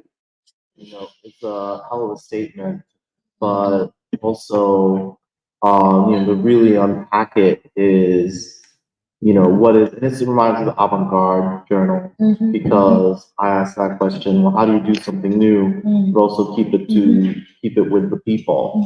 So what we're talking about with this question of artificial intelligence is, it's completely, and the Nobel Prize is complete garbage. They gave Obama the Peace Prize, and then he bombed 7 countries, and nobody apologized for anything. And it was a failure. And I saw this article that said, with Kamala Harris's election, Obama's legacy is on the line. If Kamala loses, and I'm just like, yeah, good. I hope she loses. Everything is now on the line. Obama's legacy is on the ballot. Say that again. Obama's legacy is on the ballot. As they say, everything is now on the line. Yeah. Voters, so everything. I'm sorry. No, I just wanted to say, I said what I said, but maybe other people could expand on ideology and humanity. Why are they necessary? And while I'm thinking about Baldwin and his idea of love, it's like what Purba said. Like, why did Baldwin and King? It was so intelligent. Why did they learn about love? Why didn't they learn about artificial intelligence? And economics, why don't you, if you want to go help India, why don't you learn about economics and go to India and become an effing bureaucrat? Why what's the point of studying about your history? What's the point of studying the social system? What's the point of studying about art? What's the point of listening to music? Oh, please. Well, I think, part of the story of the development and the hype around AI, especially over the past couple of years, is really a story about, like, where have the ruling elite of this country gone? Right. And where do they find themselves? In which, like, the enormous irony of it is, like, while you're claiming to solve, like, you're developing this technology to solve the problems of society, you can only do that by further distancing yourself from society. And that's like the only direction that they can go in. Yeah. Because they can't move closer to the people. They're anathema to the people. And so it's like, that's what's also dangerous about it too, where that's why I feel like that's part of what Baldwin picks up, especially towards the end of his life, when he's like, in many ways, the way that the ruling elite view Black people is with, like, quote unquote, a final solution. Like, when when you basically view the rest of the population as not just expendable but obsolete, then it's like, like, what else can we do except basically design things which will, like, either directly result in, like, a military genocide like we see in Gaza, or a slower genocide through many different forms. But I just wanted to bring that up because I feel like it's I guess it's like there's historical necessity as we understand it through the actual movement of history, but for the ruling elite and for the people who are kind of close to that social sphere and social class, it's basically like what they see is like it's almost like a false necessity, or what they see is like, oh, what is our only way out is to basically create these technologies which we think quote unquote can solve the problems of society, but which are really more like akin to a final solution. But it's like this like historical necessity, and I guess like false necessity or anti-necessity. Can I just add another point to Hegel's thing, freedom is the recognition of necessity. I don't know what all he meant by that, by the way. And I don't know whether it's useful, but maybe it is.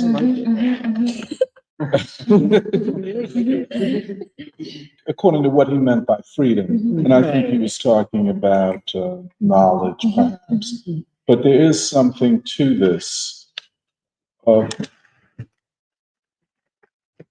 guess back to Ayn Rand and AI.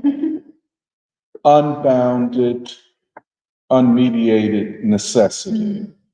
Hegel said that necessity is conditioned by freedom. Necessity or progress, let's use our, is not unmediated. And therefore, there has to be the possibility of the counter, to necessity, historically unnecessary. Now, how you formulate freedom with respect to historically unnecessary, but I think it's something worth thinking about. And the next question is, are we in an era or an epoch where so much that is historically unnecessary is being, foisted upon us? Yeah. I'm sorry. No. I'm still trying to make sense of it. I have to think much more about this because the first question this raises to my mind was colonialism a historical That's my necessity? point. And Was slavery was slavery a historically historical necessity? And you got arguments, historians and others who will argue, even in Marx in some ways, it was this sense that colonialism was a historical necessity for Asia. Like as a civilizing Yeah. or something. Well, the thing I was going to bring up, because this is so complementary to the discussion, but it's also the thing I wrote down. I don't recall if this has been brought before. What was whiteness historically? That's DuBois. Let's keep working. Let's keep working on this thing. I mean, because DuBois will argue in the souls of white folks, it wasn't determined, and yet it was still. But then it's the reason behind so much war, greed, colonialism, slavery, all of it. But doesn't this get us into another Du Boisian formulation, law and chance?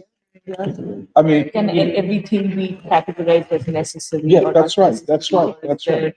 And law is the necessary, and Du Bois throws in a conditionality, chance. Can I say one small thing about AI? I promise last. Is that because what Jeremiah raised, it's something that even though I don't want to, I have to think about it always because this is how conversations about AI always go when I'm trying to talk to my coworkers about it, where every single time you bring to the forefront questions like we are posing today, like even this thing of is it necessary or is it the epitome of anything? Is it like, does it take you forward towards anything, or is it just trying to hide the fact that there is no path forward?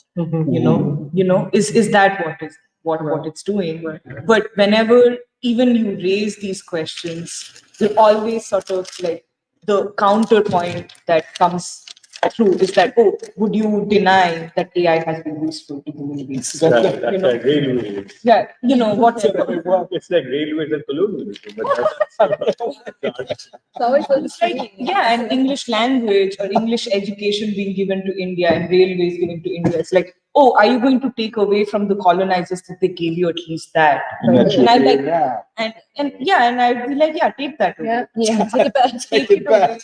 Take it back. How do you not know that the natural progression of human development would have made it so that every society developed their own forms of whatever railway or whatever? Like, why did anyway? That's an aside. Thank you for. But I completely agree. That's the parallel. And I try not to go there, like I think it's important to establish that these questions should be put on the table without having to be defensive about whether AI has any useful applications or whether China is using it. I'm sure, and I'm sure, there will be some good things that make human life easier. Like machines in general have contributed to making human lives easier. We use smartphones and this and that and whatever. But every time you try and ask questions that have moral, epistemological, and philosophical importance, it should not, like, we should really fight the counter attack, which is always fact based or, very deterministic in the sense that, oh, do you mean that you're just against all technology then? Which is really a low level of conversation. It's very low. It's not sophisticated at all.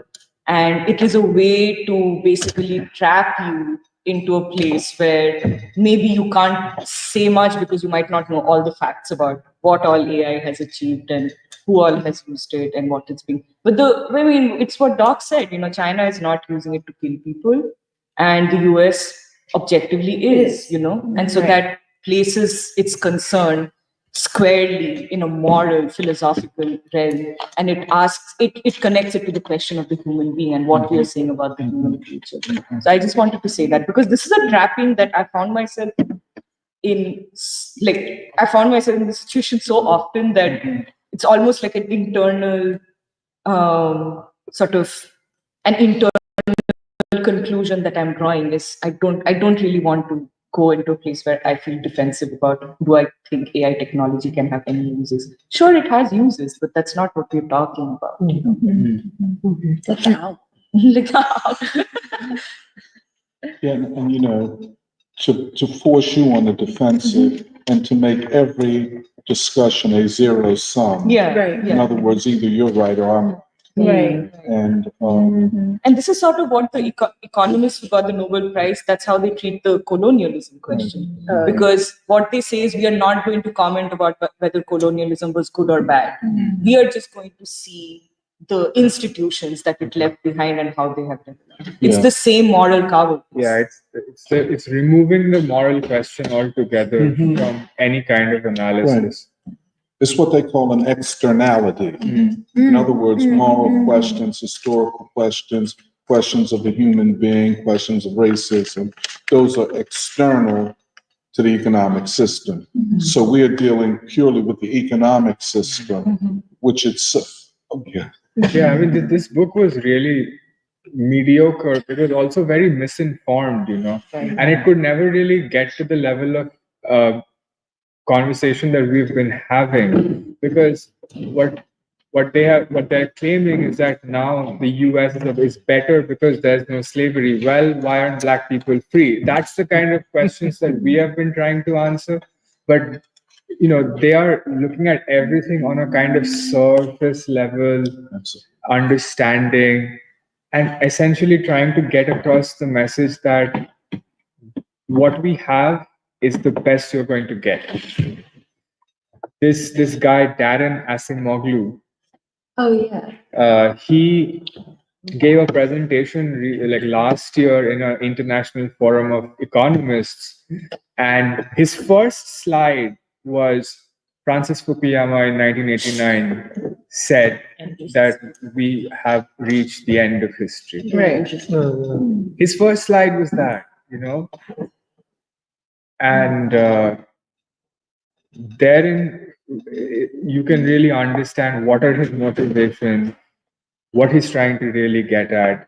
It's not about how humanity can move forward, but we have stopped time. We have but it's very interesting. The full title of the book is The End of History and the Last Man. The last white. The Last Man. That's something to ponder. Wow. Why would he why would it have to be? Well, I guess it's logical, or it falls in line. If history ends, it's the end of, quote, humanity as Baldwin would say the end of white history and the end of the last white nation. That's where he would say that it's the beginning of a new history instead of the end of all history. See, and I agree with you. See, is he talking about the end of communism? Meaning the end of white supremacy? Right. Or have we successfully warded off the challenge to the white supremacist social system? Right. And the last man standing, I think, by the way, I have to go, is the Ayn Rand. Super genius, super mensch. Mensch. Who is the last man? And whether he said it or not, what does he imagine the last man? Well, somebody would have to ask him that. Maybe we can do comments. Oh, yeah. Comments and then end with the souls of black. Yeah, we have a lot of interesting comments today. Mandalay 7 said, good morning. Matt said, Krishnamurti said, intelligence happens in a moment and is not based on knowledge. parentheses. Robert Bell asked when we're going to have a debate between Motown, which he thinks is America's greatest music institution, versus Philly International, which is the underdog mentee of Motown. And he says, if you don't want to.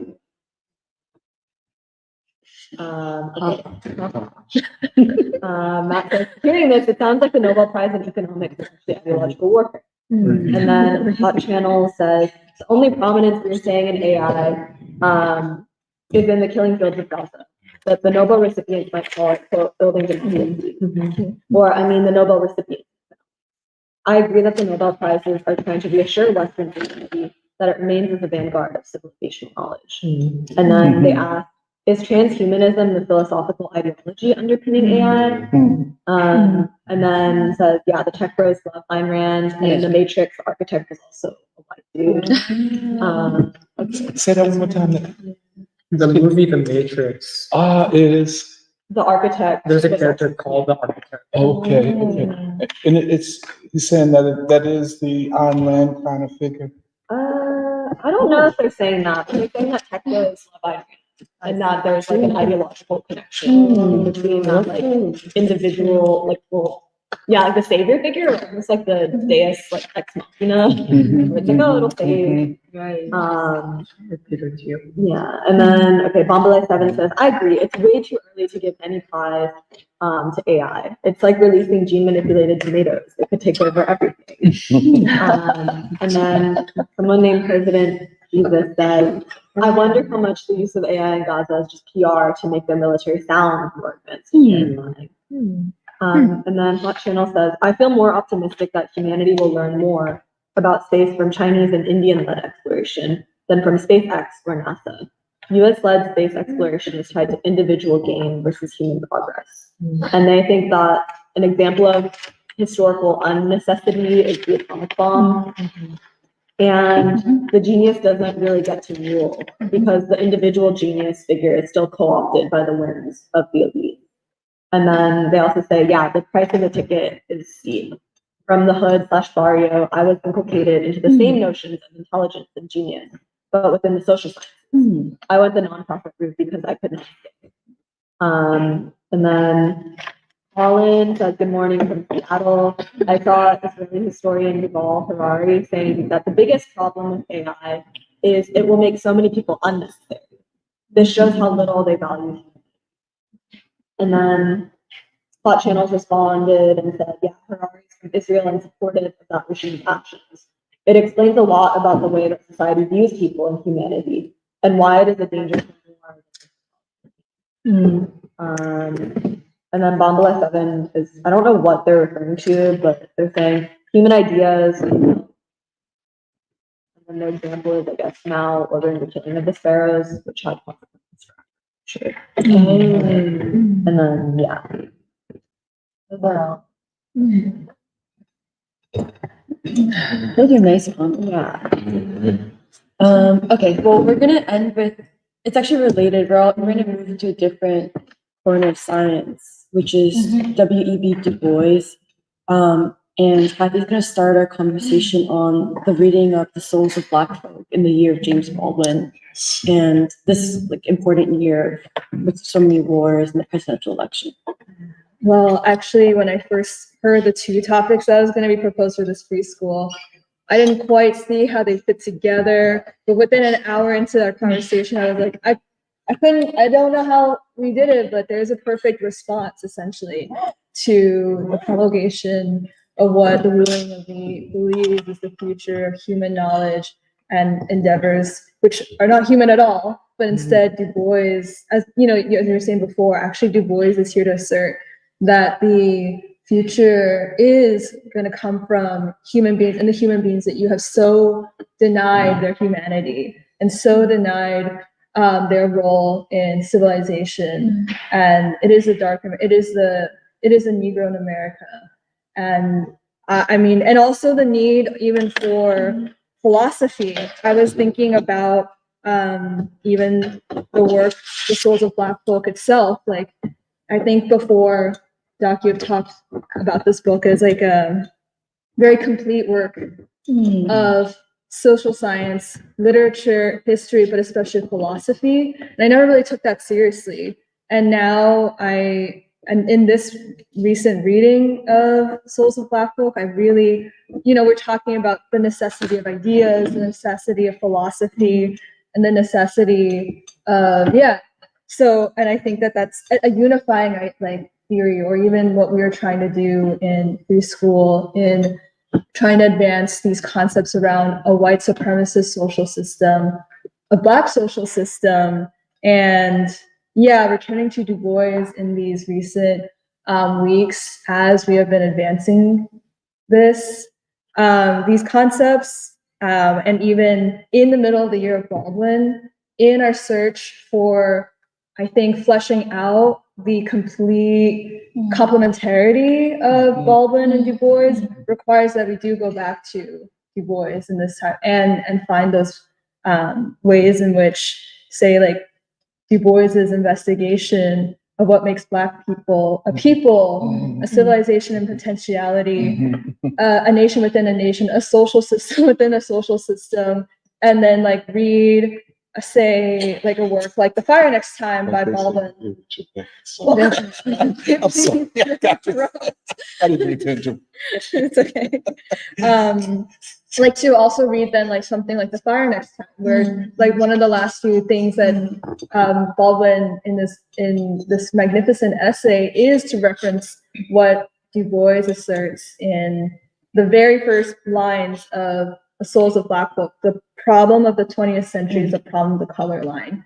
60 years later, in 1963, like Baldwin references this in a very different, but it is also in the middle of the 20th century. So it's just all of these different connections that I'm just drawing out, and I think I'm really just looking forward to hearing how everybody else has been processing this and how this also helps us in this time of great, like urgency around the election, and all these wars, and the need for the American people to understand themselves and to understand their task, their unfulfilled task. But I said a lot, but let me back up a little bit and also say that just as I think Shantanu had mentioned that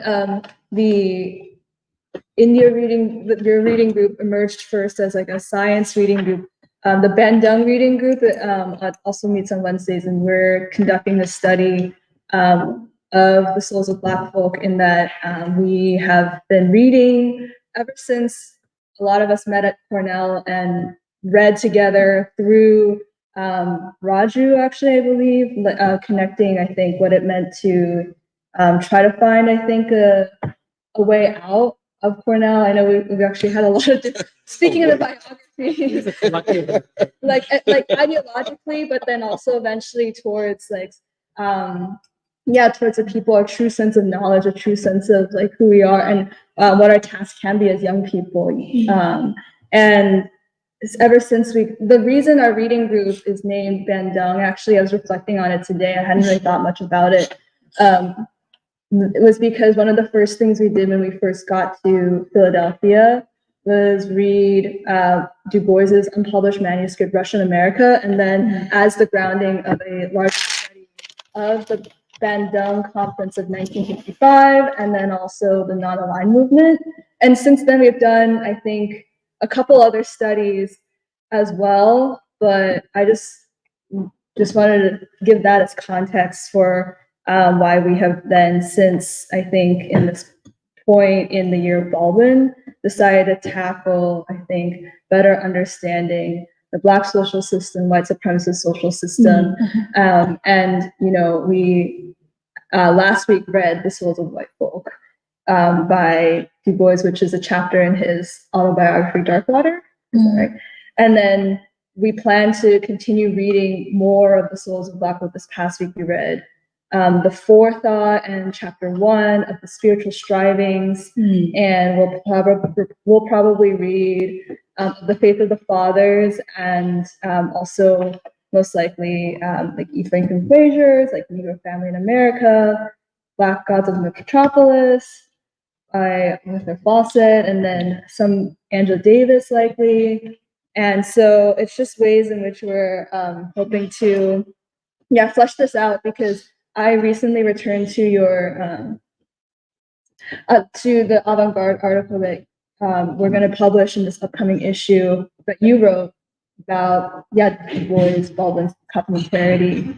And there's actually so much there that I think we have to, I think it really asserts the significance of why a social system itself is the site of struggle, is a site of ideological struggle.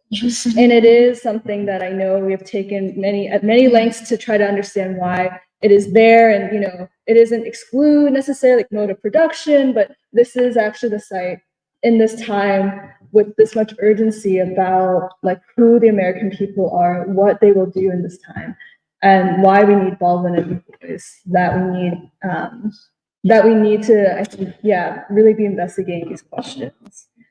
But I think for many of us, this is our return to Souls of Black Folk.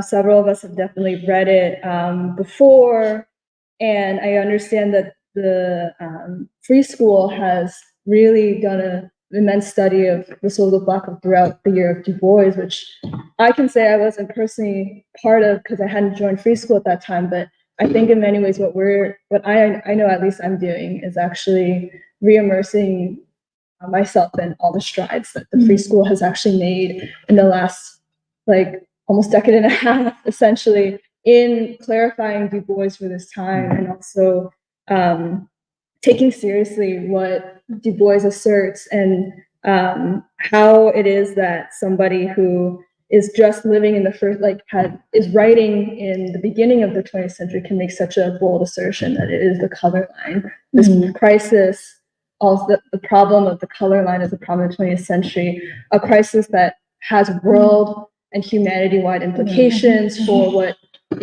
freedom means, what democracy means, colonialism, war means. And it's so prophetic, and it's something that in our reading this week, it's all, you had described it as, it is the souls of Black folk, but really the ideas contained in it that really, from which all of the 20th century, the Black 20th century proceeds. And I started thinking about not only, of course, what we've talked about in terms of Baldwin proceeding from DuBois, but also, of course, King. And I went back even to King's speech that he gave in an event that honored DuBois's 100th anniversary. And it is true. This is essentially the groundwork for understanding the necessity for even the Third American Revolution, the Civil Rights Movement. And I mean, I don't want to read too much or over references too much, but that speech, I think the way King talks about DuBois as the man that needs to be remembered for today when despair is all too prevalent. In the years he fought, there was far more justification for frustration and hopelessness, yet his faith in his people never wavered. His love and faith in Negroes permeate every sentence of his writings and every act of his life. Without these deeply rooted emotions, his work would have been arid and abstract. With them, his deeds were a passionate storm that swept the filth of falsehood from the pages of established history. And that last sentence. With them, meaning with his deeply rooted emotions, his love and faith in Negroes. His deeds were a passionate storm that swept the filth of falsehood from the pages of established history. This is King's language. It's so, and I think I only read this because it's easy to sometimes just sort of accept DuBois as like this genius, but actually, one, it's that this is in this time when actually we need to, based on the conversation we were having before, it's very clear the criteria for what is knowledge and what is even science and what is the criteria is so it's so mediocre. It is so and in some ways it's that it takes someone like King to also be able to fully capture DuBois and what he means to humanity. And I think that this is something that we Yeah. I'm actually at loss for words because I didn't expect to get so emotional reading this. But it is true that like we have so much of a debt to. I think later on King talks about how much of a debt he says like white America drenched with lies about Negroes has lived too long in a fog of ignorance. Dr. DuBois gave them a gift of truth for which they should be eternally indebted to him. I feel indebted to like it is something that we really wanted to be able to. I think this is something that we in the year of Baldwin have really also needed to I think flesh out what what basis from which we proceed. But back to I think specifically the souls of Black folk. I think the thing that struck me the most this time reading it is precisely how our formulation in the year of Baldwin has become this unfulfilled question of why is it almost a century and a half after emancipation, Black folk are still not yet free. And it actually takes going back to DuBois, who was one of the first, intellectuals, scholars to be able to ask that question 40 years after emancipation, to say, it has been 40 years since like the Emancipation Proclamation in 1863. I'm now writing this in 1903. Why is it that Black folk are still not yet free? And actually pinpoint this as the birth of, I think, this may be some of our language, but it is the birth of a new social system, a white supremacist social system. Of course, before emancipation, you didn't need, say, the same iteration of a white supremacist social system. You had the institution of slavery, did the whole job of like reducing Black folk to property, to be able to be sold and families torn apart. It was all assumptions already baked in.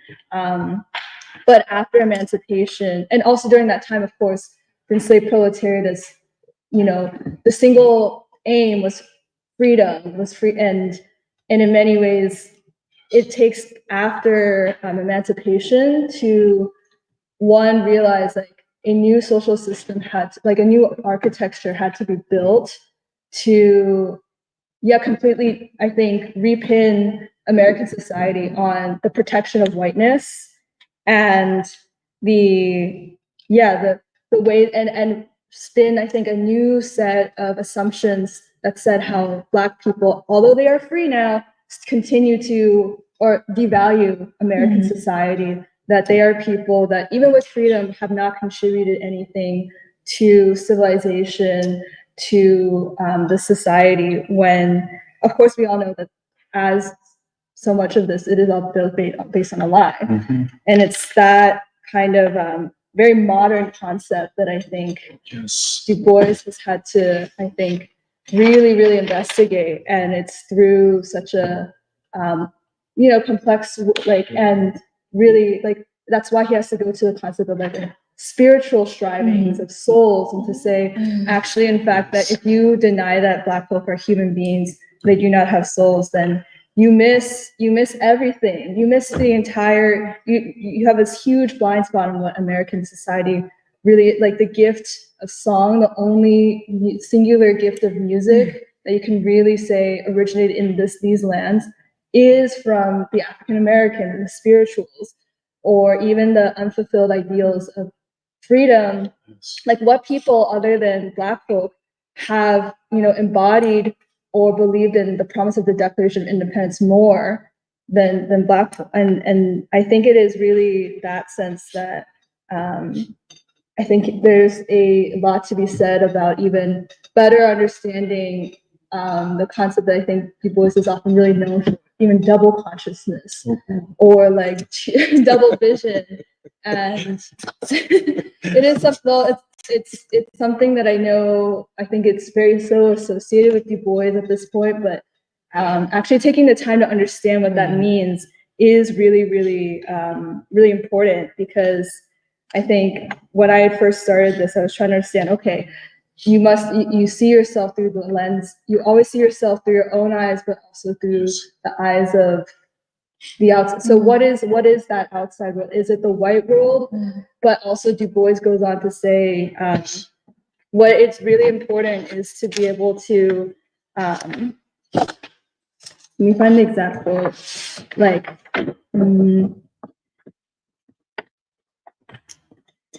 essentially, yes. So he simply wishes, the history of the American Negro is the history of the strife, this two-ness, this longing to attain self-conscious manhood, to merge his double self into a better and truer self.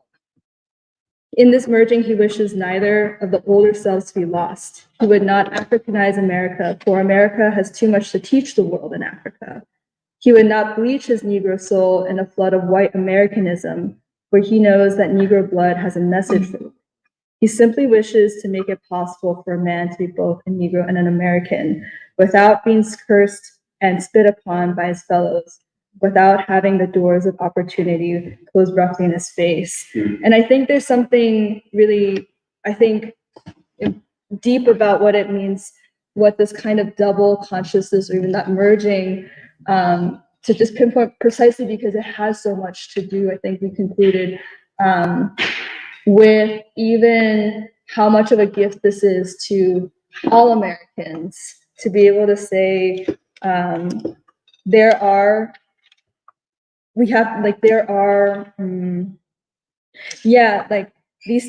are these two ideals? Are these two unreconciled standards that therefore we have to find a way to either synthesize or to be able to reconcile in terms of these promises of democracy and freedom, which were made but never applied or never made real because of the presence of slavery and the unfreedom of Black folk, but also what have Black folk been able to achieve, this high sense of what it actually means to embody dignity and freedom and civilization in the face of all of that.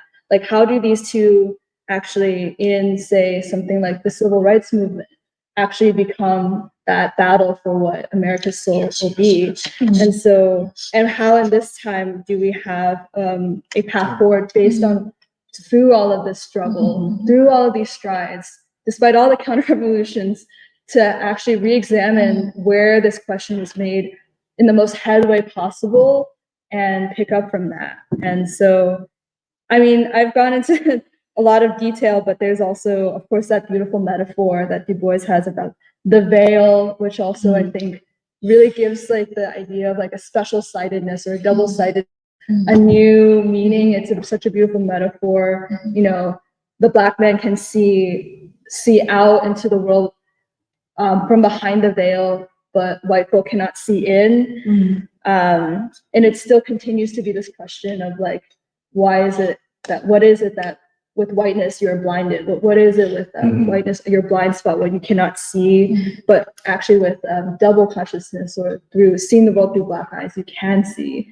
And it's also, even I think I was thinking also a lot about that question of how what makes Black folk a people is also that sense of like the fact that we always call that point in 1877 the betrayal of Reconstruction. That word betrayal and how that even like why even the sorrow songs of the blues are always like a narrative of a disappointed people and that sense of disappointment. And I think it also produces a certain kind of irony. And I also know that that is something that characterizes DuBois, but also Baldwin as well. And it's all these different characteristics that I think make this work really, really special for us to investigate. And also to, keep in mind to, I'm trying to make basically like a segue into what it means to like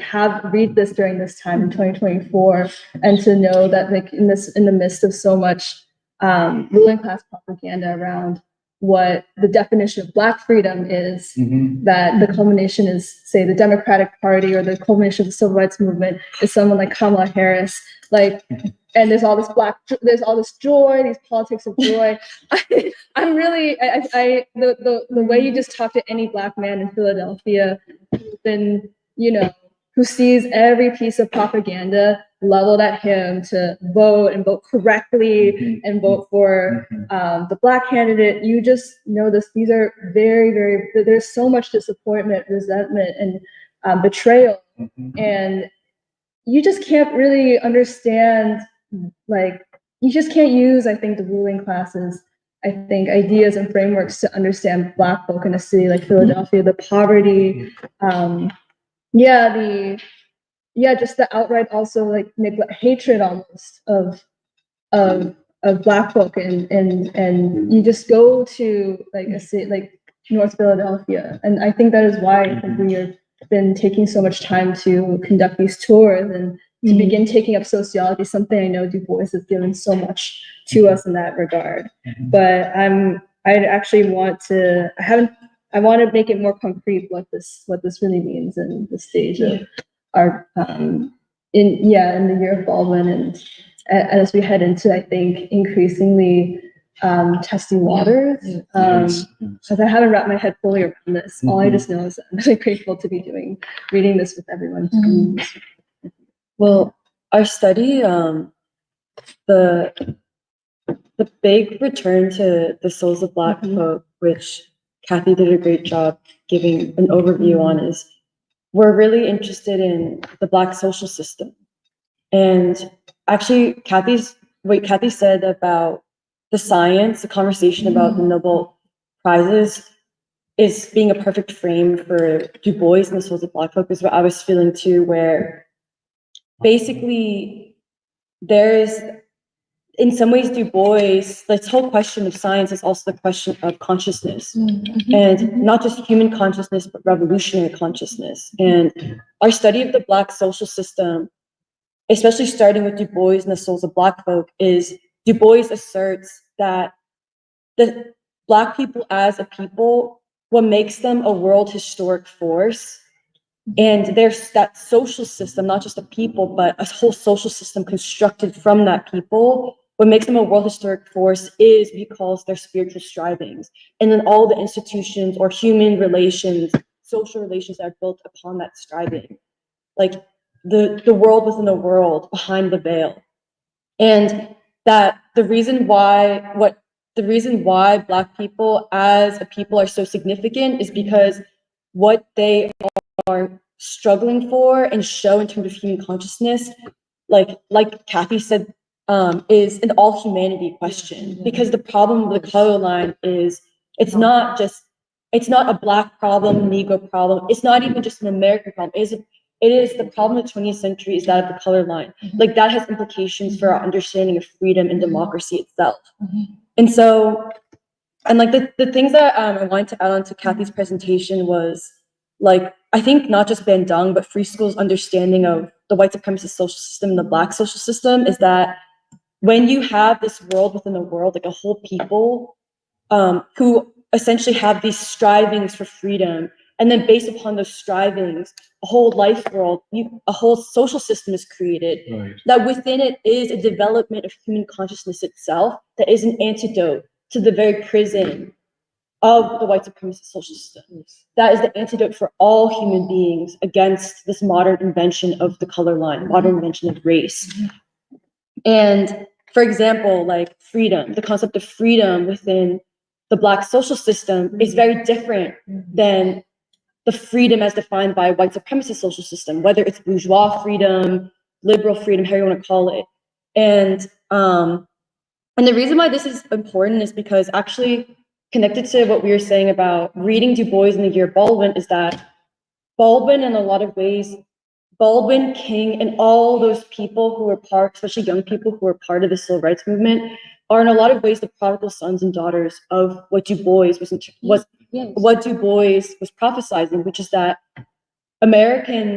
Black people in America, generation after generation, based upon these strivings, will have to reconcile, like you're saying, merge these irreconcilable ideals in order to create a new American ideal, one that actually resolves this contradiction of a white ideal or a Black ideal into an American ideal, like the true, genuine, better ideal of freedom, democracy, love, like human being, society. And in a lot of ways, that's what the civil rights movement was doing. And like, actually, this is where Baldwin becomes such, in some ways, it reiterates Baldwin as a witness to the greatest revolutionary period in America's history thus far, the civil rights movement. Like, because do you guys remember how like Baldwin always talks about, when he talks about the civil rights movement, he always talks about like what Black people did was they have rejected the image of themselves. What the civil rights movement did is people within the movement have rejected the image of themselves that white people have given them, and have finally torn themselves away and said, actually, this is who I really am. And in fact, this is what white people should be. Like, that was what the civil rights movement achieved. Where here you have, for the first time, white people don't want to be white. White people are like, oh, if this is what whiteness is, the way women are jeering at a child who wants to desegregate the school, I don't know if I want to be white. I don't want to be that. And like, Baldwin describes it as, like, what is demanded now and at once is not that Negroes continue to adjust themselves to the cruel racial pressures of life in the United States, but that the United States readjust itself to the facts of life in the present world. One of these facts is that the American Negro can no longer, nor will he ever again, be controlled by white America's image of him. And then he also says in The Dangerous Road before Martin Luther King Jr., he says,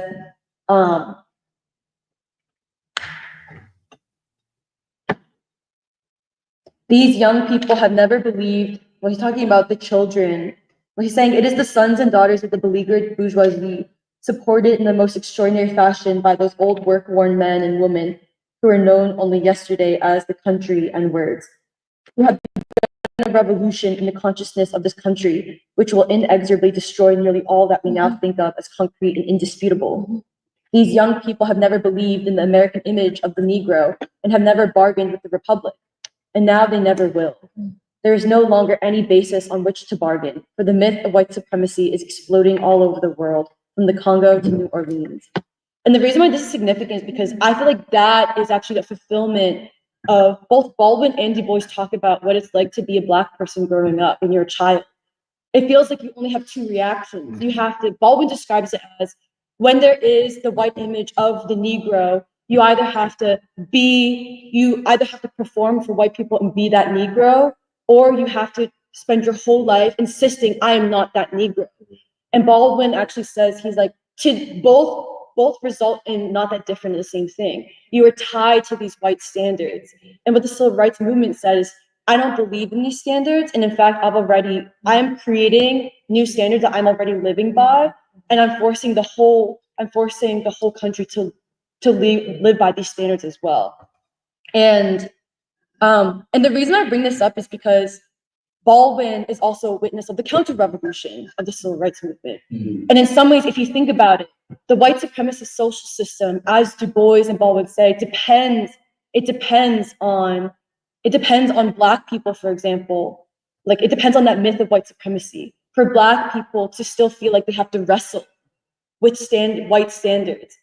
But what happens now when the whole civil rights movement has, in some ways, debunked a large part of the myth of white supremacy? That actually those who you considered inferior or uncivilized are perhaps the most advanced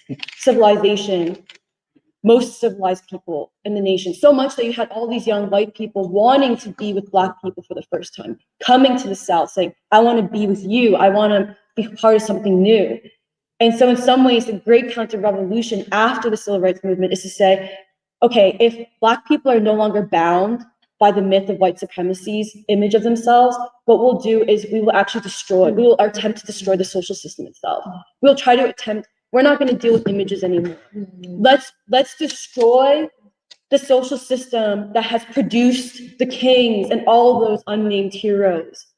Like, let us destroy the economy, right? Like, let's destroy the economics. Let's destroy the culture. Let's destroy the churches. Let's destroy the community structures. All these things, let's destroy it one at a time. And so that's why, like, I think it's significant to read Du Bois, because we're placing Du Bois and Baldwin together in a way that describes how we are in the crisis today, but then also puts back into the fold that, like, what makes, and like King says this in that speech honoring Dr. Du Bois. He says, what Du Bois did was he didn't prove that Black people are special because their skin gives them magic powers. He says Yeah, he says that he says yeah, he was DuBois was proud of his people, not because their color endowed them with some vague greatness, but because their concrete achievements and struggle had advanced humanity. Right. And he saw and loved progressive humanity in all its hues, black, white, yellow, red, and brown. Yeah, there's this thing of like what makes black people in this country a world historic force is not some mystical powers granted by melanin, but in fact because out of necessity, a black social system was created under conditions of oppression that allowed these strivings to create certain institutions and relationships between human beings that go beyond everything that we have today. And I just wanted to make one more point, which is that a way you can see it is like, it's also in some ways, it makes concrete something we've said, which is why is Black music so great? Or even like what makes Black churches so great, pop up like flowers, like across the city of Philadelphia, no matter how poor it is. And both the church and also the music are expressions of a philosophy, or Du Bois would say strivings. It's an expression of a philosophy, a striving that comes from people who know much more about humanity than all those who try to oppress Black people.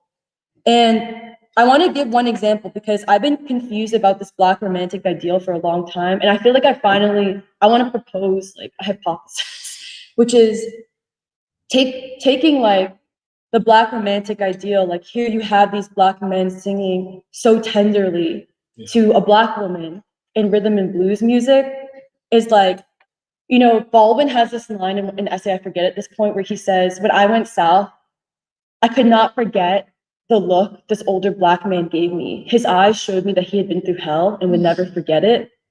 And he was like, and here what I realized is, I'm from Harlem, but here this older Black man in the South was communicating to me like that the history of Black people is that a Black man never had any ownership over themselves, their woman, their family. Right.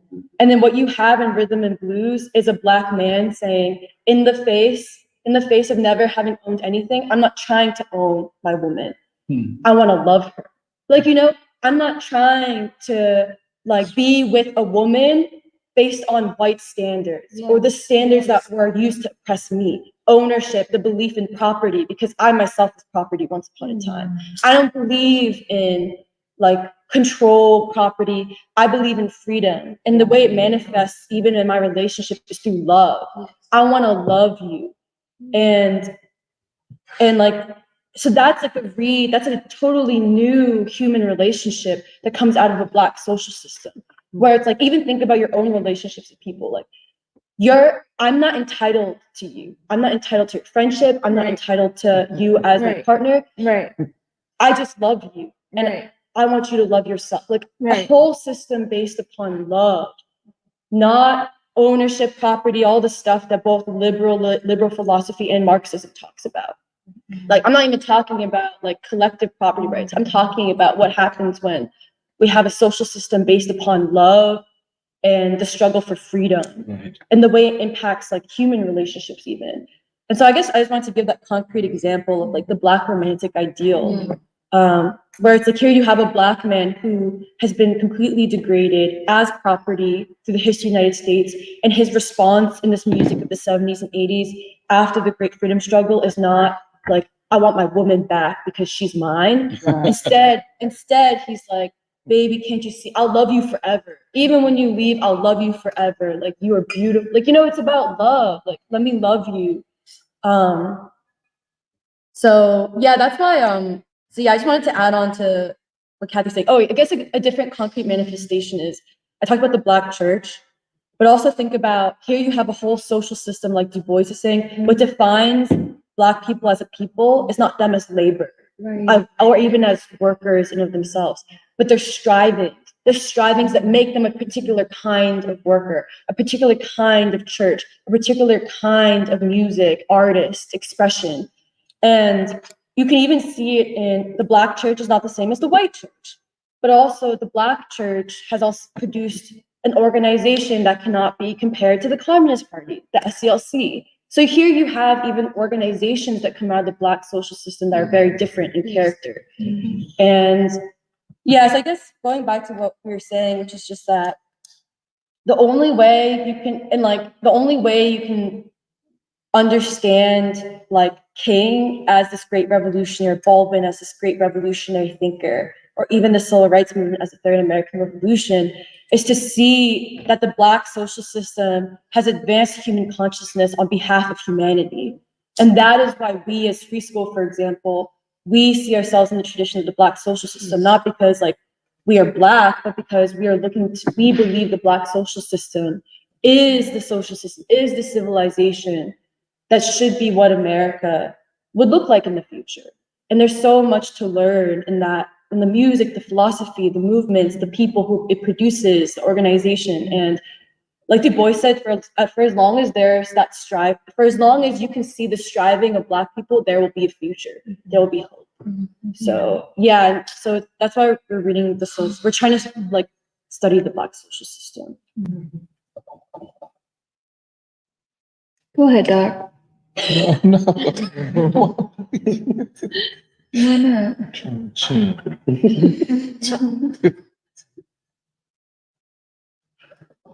I could say something. I mean, both Kathy and Emily, those presentations were really beautiful. The last part of what you said about the romantic ideal, this has been on my mind, but I think I really, really appreciate the way you put it, because I don't know if I should say it, but I'll say it anyway. There are certain, like, for instance, the relationship between Black men and women is not very easy to understand for even somebody like me or an immigrant, and because there are different value systems and standards and so on and so forth.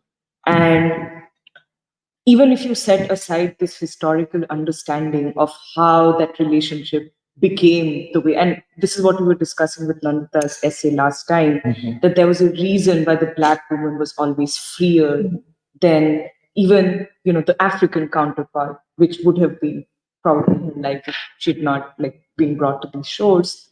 But even Indians, Asians, or whatever, anywhere, right? There was a reason, there was a necessity that shaped men-women relationships in the Black social system a certain way that was freeing, that was liberatory, and that also then becomes a new way of anybody trying to understand what the essence of that relationship is, which is something I think young people all across the world right now are struggling with, this question of love. And we talk about it a lot, relationship, identity, sexual, all of these things, right? But here you have an example forged through a certain progression of history that offers certain solutions to answer this question. Like you said, it's not about owning your partner or owning your family, but it's about what does it really mean to love.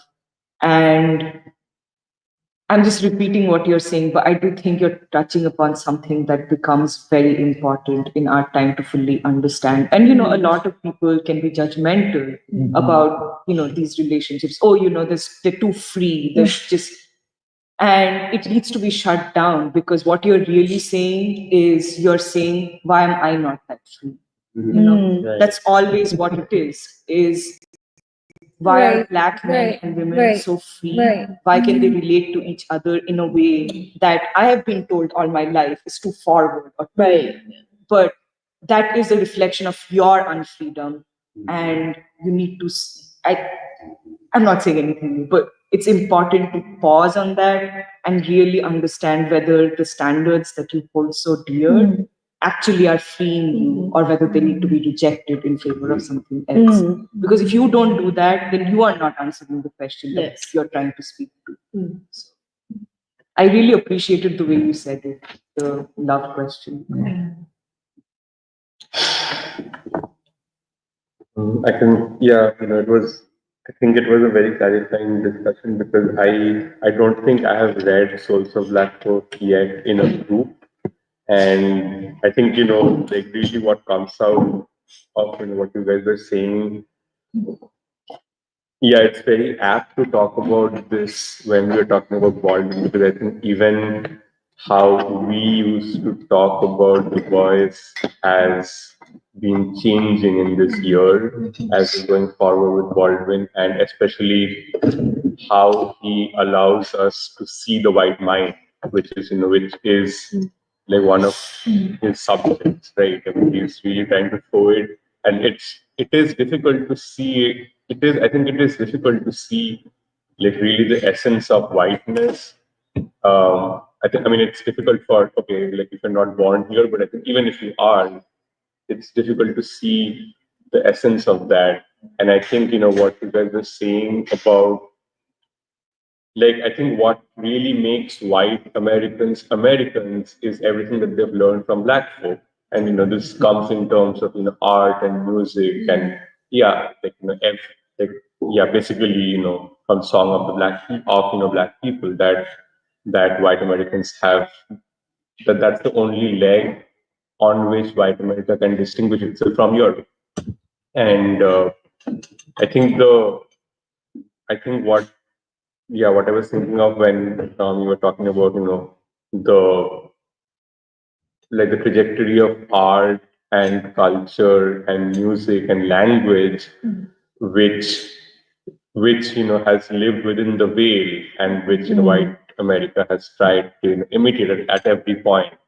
But I think what you're saying is also that what DuBois also points out is that they haven't yet learned how to see the sense of life that comes out of black folk. And it's because they haven't yet been able to see that slavery was not just done to black people, it was done to you. And this is why this is what I think all of like King and DuBois and Baldwin are reminding us, that the future of America is tied to the question of I think they phrase it in different ways. Baldwin talks about how white America should the only way forward for white America is to become black itself. And I think DuBois, to see yourself, I mean, above the colored line, like to see yourself in the darker masses of the world. And but it's true that this is not how this is not how white America thinks even today. And increasingly, it's import like it's like this framework is exported to throughout the world, and especially to immigrants who are here, who are also socialized into this framework, where they do see that the history of this country was something like that they are not produced by, or that they are not inherited. But I think it's a singular feature to think about really to think about a nation, the majority of which sees itself not being produced by the most important period of history, the most important historical event that has shaped this country. And I think you've got, you're talking about DuBois at this time really makes it clear that what's at stake here, and this is also ties to with what we were talking about before, that ultimately all of this question of science and so on and so forth, what we're trying to do, and the question of what determines the revolutionary struggle forward in America. Is it simply the question of political economy, or do we have to investigate the social system that produces and reproduces it? I think it's tied to the same question, that it's essentially it's like you're basically, as long as you cannot see that everything that the history of slavery uh, and white supremacy in its myriad forms was done as much to white people as to black people. It's as long as you can't see that, you can't see you can't see that the role of these questions, the role of science, and the role of the future, the power movement of knowledge, all of this is going to be flawed, because it starts from that one assumption that you are separate from the rest of history, from the rest of your country and the rest of the world and the rest of history. But I think DuBois really, this is why we often think of him as the starting point of this epistemic break, because he saw something, I think, that has not been seen elsewhere in the world. Because like this history is unique to America. And so what he is working out is something that has not ever been worked out before. The question of why, the question of, how Baldwin puts it, that we are in a time and a place where we can finally put to rest the question of race and so on. I mean, it's not simply to say that like racism was invented in Europe, but it's also to say how can how can two completely different systems of thought be worked out in a way, like how can it be worked out for like on terms of a forward and peaceful movement of humanity. This has not been this. I don't think this has been or can be answered, say, in Asia in the same way that it has to be answered here.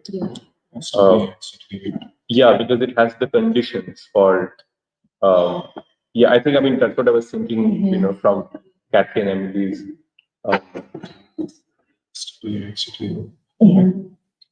Oh, go ahead, Jerry.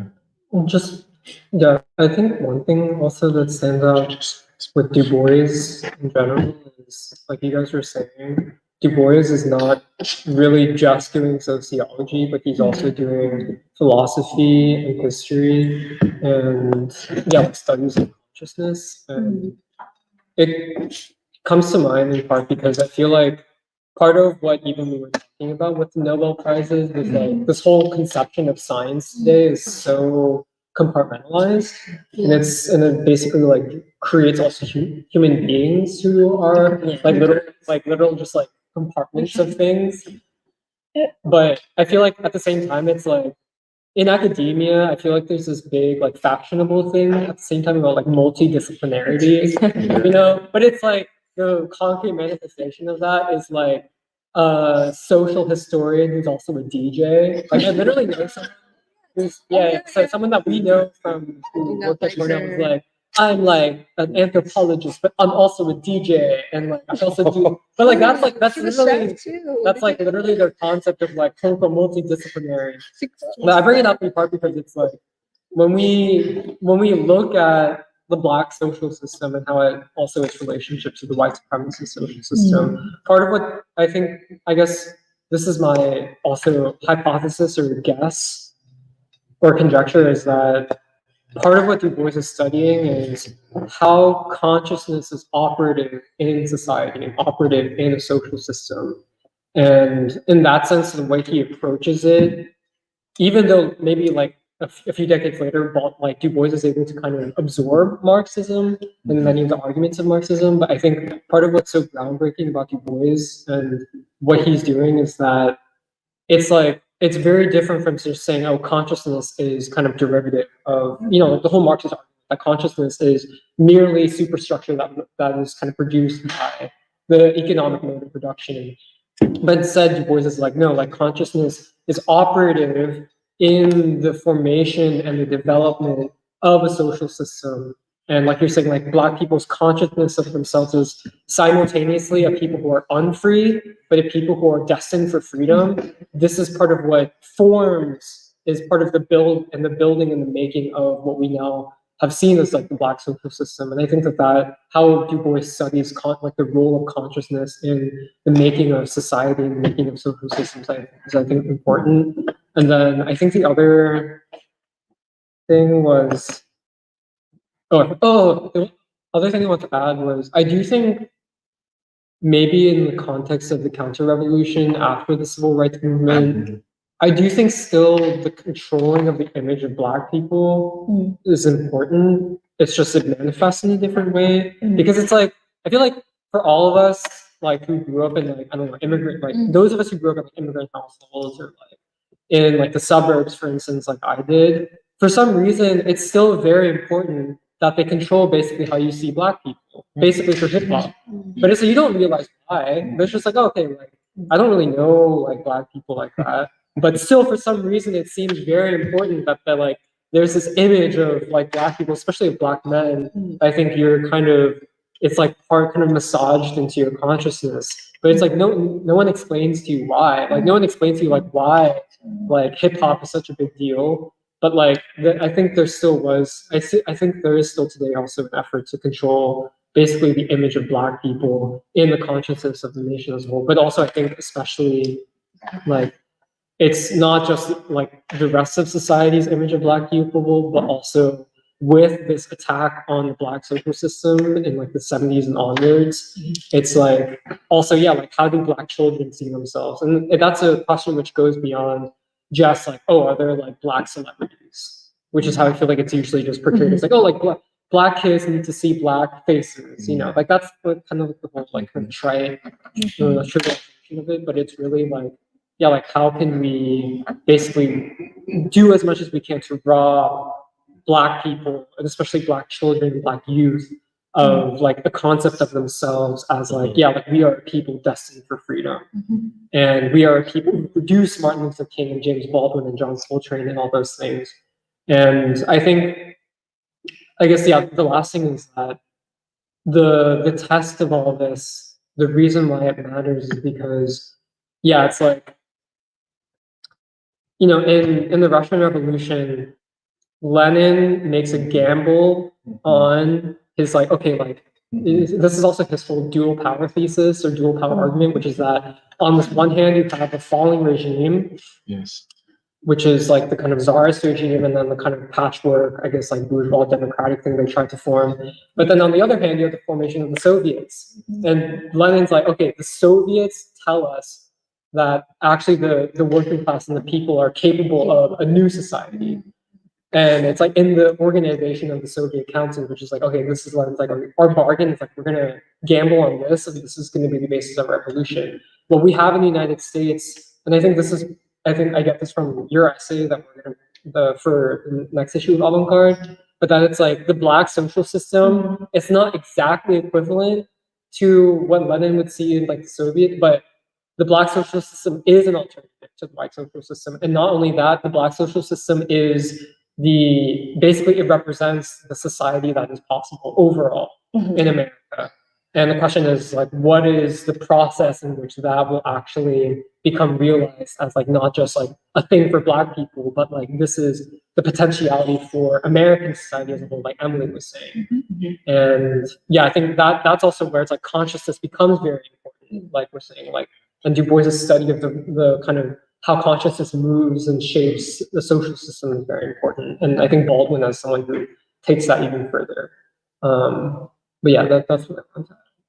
Well, related is I forget if it's DuBois or Baldwin or both, but they asked the question related to like the alternative is a central question is, in whose hands do you trust freedom? And I forget if it's DuBois, Baldwin, or both, but like basically the point is that if, let's say, like white people in this country have freedom, it has shown that they cannot be trusted with freedom because what they've created is like an oppressive society. Like the idea is that with Black, if like, and maybe it's DuBois who says this, where he says if part of the ideological struggle is the belief that the whole point of the souls of Black folk is to show that Black folk are capable of civilization, in fact, have already shown its souls, like souls consciousness. And like DuBois's point is that if anything, what Black Reconstruction shows is that Black people in that temporary point of time when there was those Reconstruction governments in South Carolina,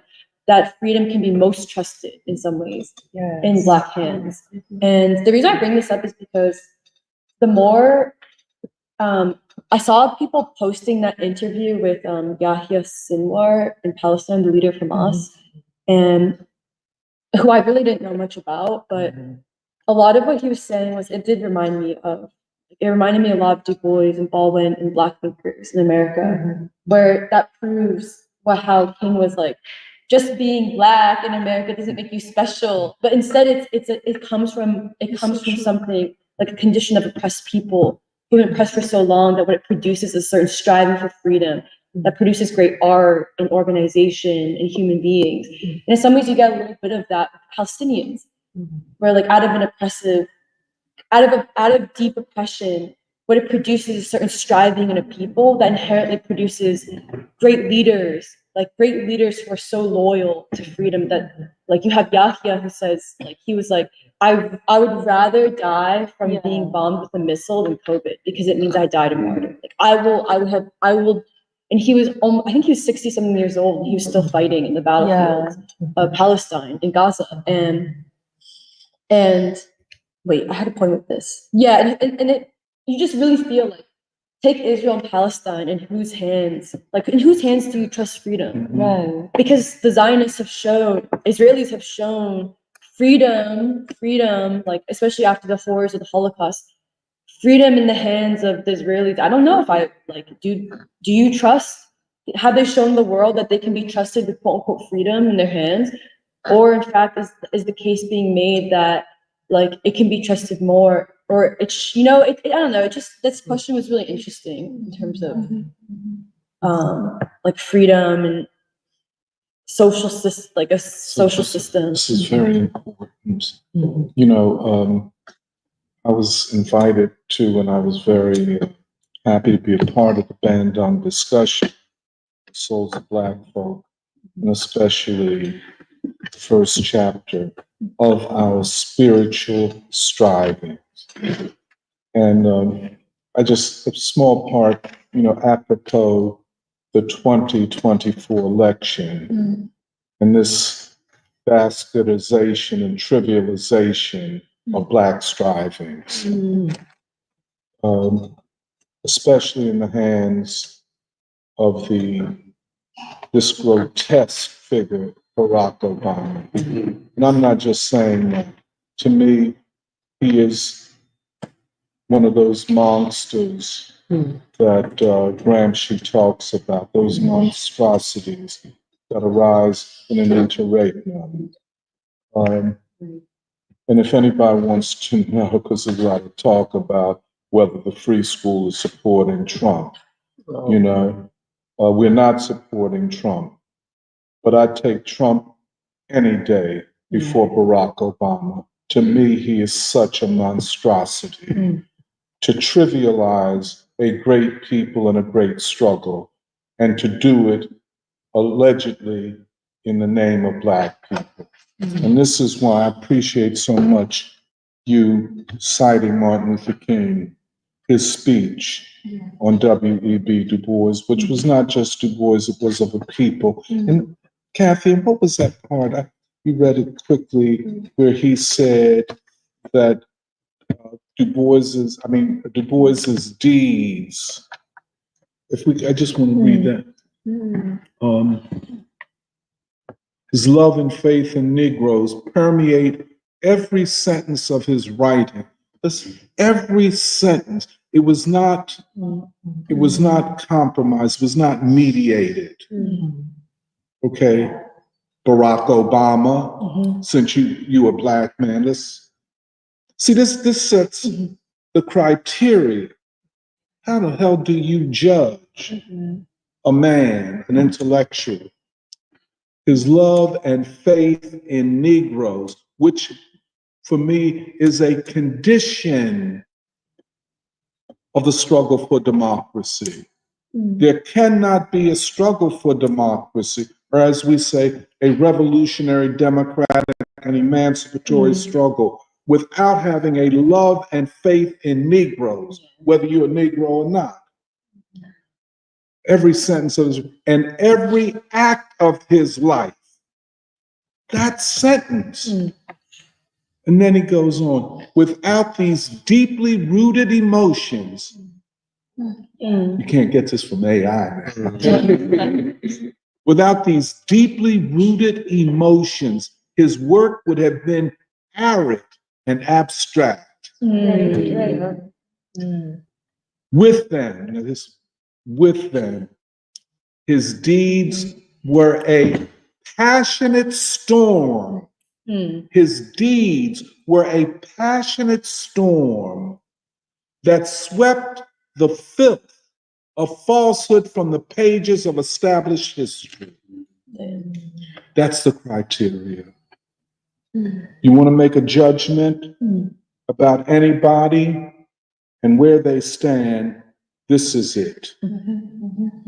But, you know, the book Souls of Black Folk is trivialized because it's titled Souls of Black Folk. So people think it's a book about soul food, soul music. Yeah, I mean, for real. So you don't have to take it seriously. Oh, I know Black people, you know, I know their music, so on and so forth. But it's not. The word soul, and we talked about, Du Bois studied philosophy in Germany, as well as in the United States, but he's most moved by German philosophy and not the Anglo-American tradition. And he is using the word souls and spiritual in Hegel's sense that he uses in the phenomenology. Sometimes it's translated phenomenology of mind, but I think also phenomenology of spirit. The essence, the non-material essence of a people. And by the way, what King talked about as the third dimension of a complete life in the great speech that he gave. And, you know, one of the things, this trivialization of the great of Black genius, the first chapter, if you just take that, it is a monumental work of genius. And when you deconstruct it, it illuminates so much if you understand metaphor and irony, if you understand allegory, if you understand literature, and then the deployment of literary devices to explain a scientific problem. I mean, just make you want to fall down on your knees, man, and say, mercy. You know, I mean, I don't know, but I don't want to get too. But when we go up to Zion and have a reading group up there, I guess I will be able to drop down on my knees and say, thank you, Lord. Thank you, Lord. This is unbelievable.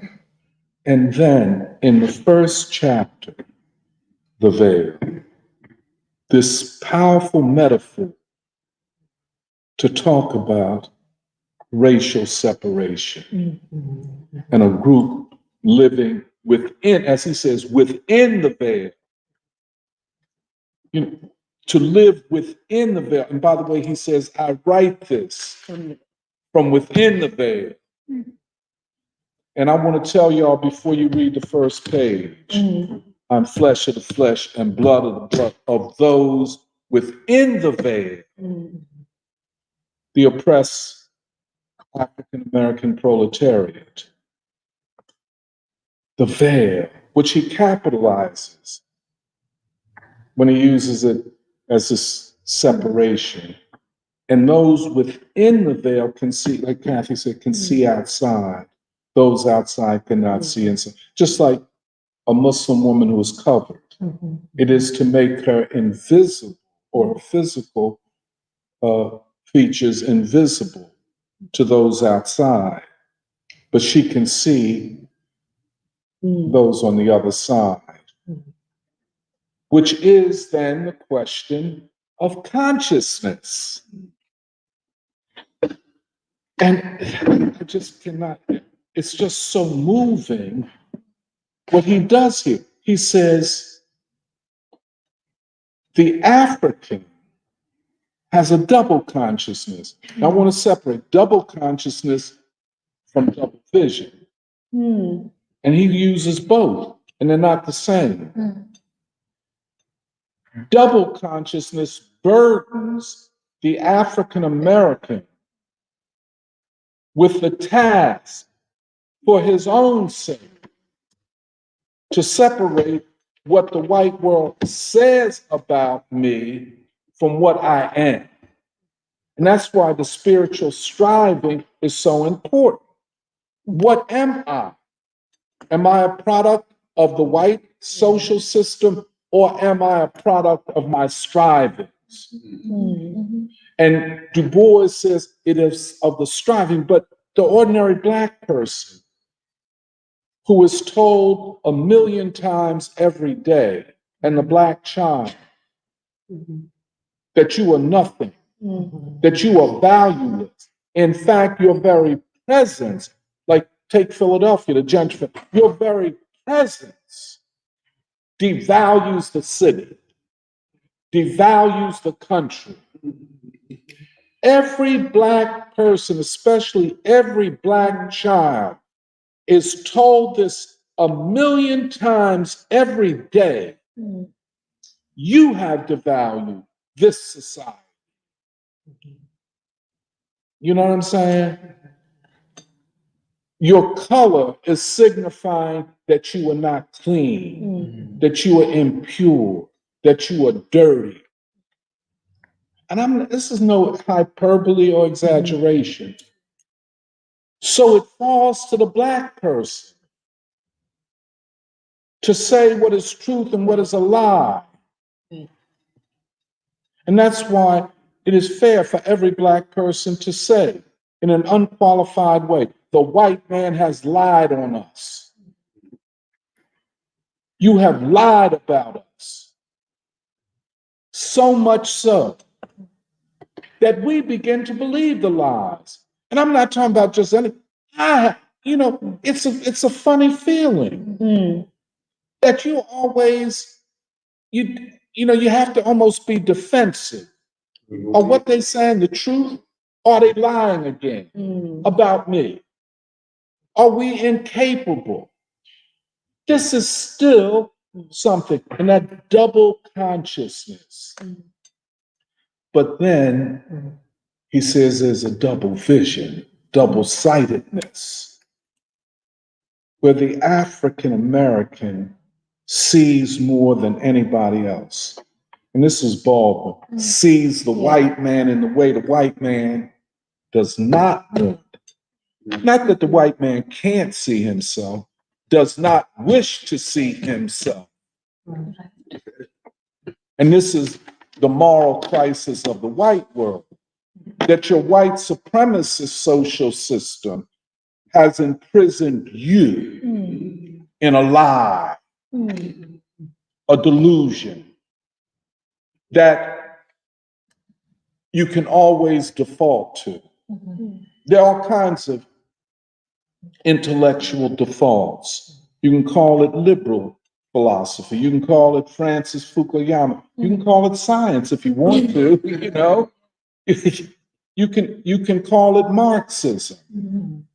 It's interesting how easy it is for all these white people, in the name of being smart, to always to default to something white. You say, well, look at here. Your country has a history. You live here. Your people came here as immigrants, let us say, and what y'all talk about, But why are you not interested in the history of your country? I can tell you why. Because to know the history of your country is to acknowledge the special role, the historic role of Black folk. And I can't go there. Because then what does that do to my identity as a white person? Sorry. What does it do? If I am white, and they say, well, am I not white? Look at me, I'm white. And shouldn't I be concerned with white? Should my identity be white? To which Baldwin and DuBois make the counter argument. Are you really white?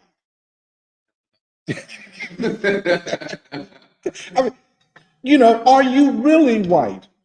Or is this an identity embedded in white supremacist ideology? Right. So to see, but I just want to end on this, the idea of the seventh son. Here we go back to the veil again. DuBois is a rough man. Terrible, excuse me. Yeah. Just rough. And so complex. This is a short essay. But he's doing so much and revealing so. So he goes to the seventh son. In biblical terms, born with a veil over his, we're back to veil. Well, the seventh son is metaphorical. The first chapter is metaphor, just like the Old and New Testament. Metaphor, allegory. You know, but then paradigm shifting, as it were. The Negro as the seventh son, born with a veil over his eyes, giving him sightedness that others don't have. Hence, placing him, and I'm using him only in a, I guess, generic sense, him, her, in the most advanced position in society.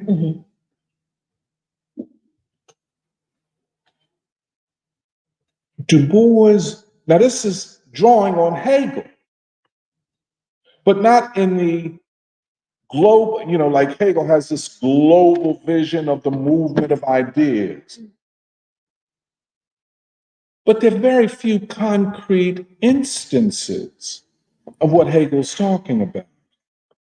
Du Bois flips it to the concrete historical crisis of the United States linked to the problem of the 20th century. Okay? Hence, he anticipates what Sartre will attempt to do in Being and Nothingness, or what Martin Heidegger, what the existentialist philosophers attempt to do, but pretty much fail. That the movement of history is the movement of ideas, but ideas as they are connected to concrete struggles for what? Freedom.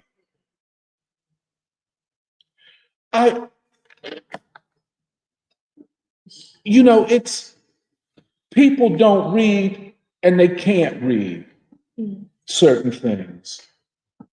You know what I'm saying? I feel so badly for a lot of young, especially young white people and Black people who've been college educated and are now trying to, reorient themselves, disappointed by Bernie Sanders, disappointed by their society. So now they're going to all be communists. But they're going to all be about Du Bois's Black Reconstruction. They're missing the train. And I was saying this to Serafina, or maybe Purva too, that we don't have a lot of time. Yeah. We don't have a lot of time. We don't have time for even the young generation to be childish and not be morally responsible.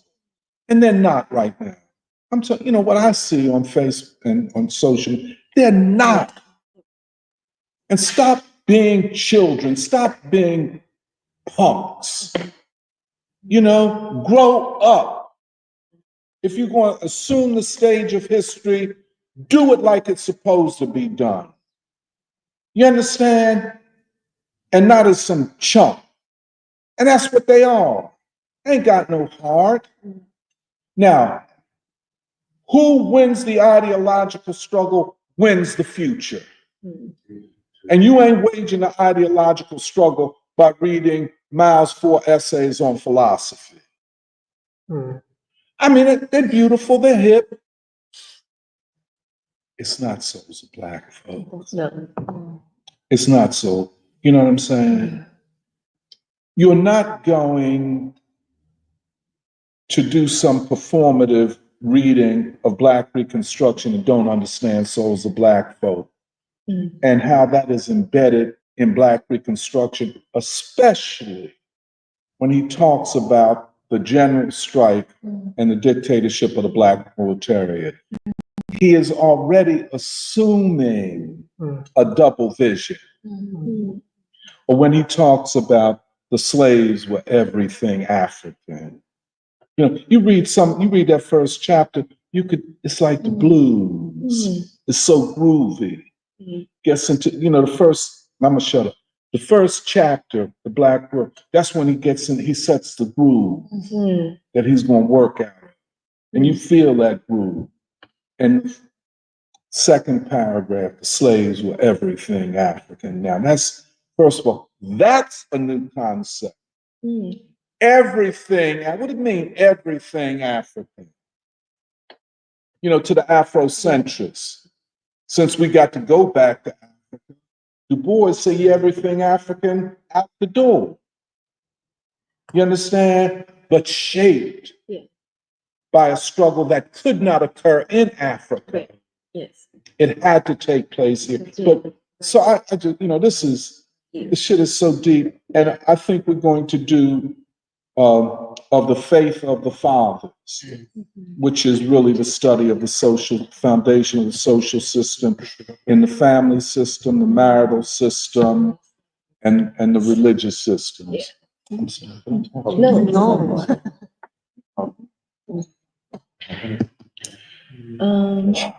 Well, it's 2:20, so no. That was We started. we started late. Yeah. Well, unless someone has something to say, maybe we could just read comments and then I'm sure we'll continue. Yeah. We're gonna be continuing to talk about the Black socials. No, you didn't. No, you didn't. Also, Kathy and I talked for long. No, you did. Yeah, we did. Wait, what about the 3 hours? We talked so long and we're not ashamed of it. So you should be ashamed of it. Yeah, I don't take any single one of my words back. I'm not ashamed of it, Yeah, there aren't that many comments.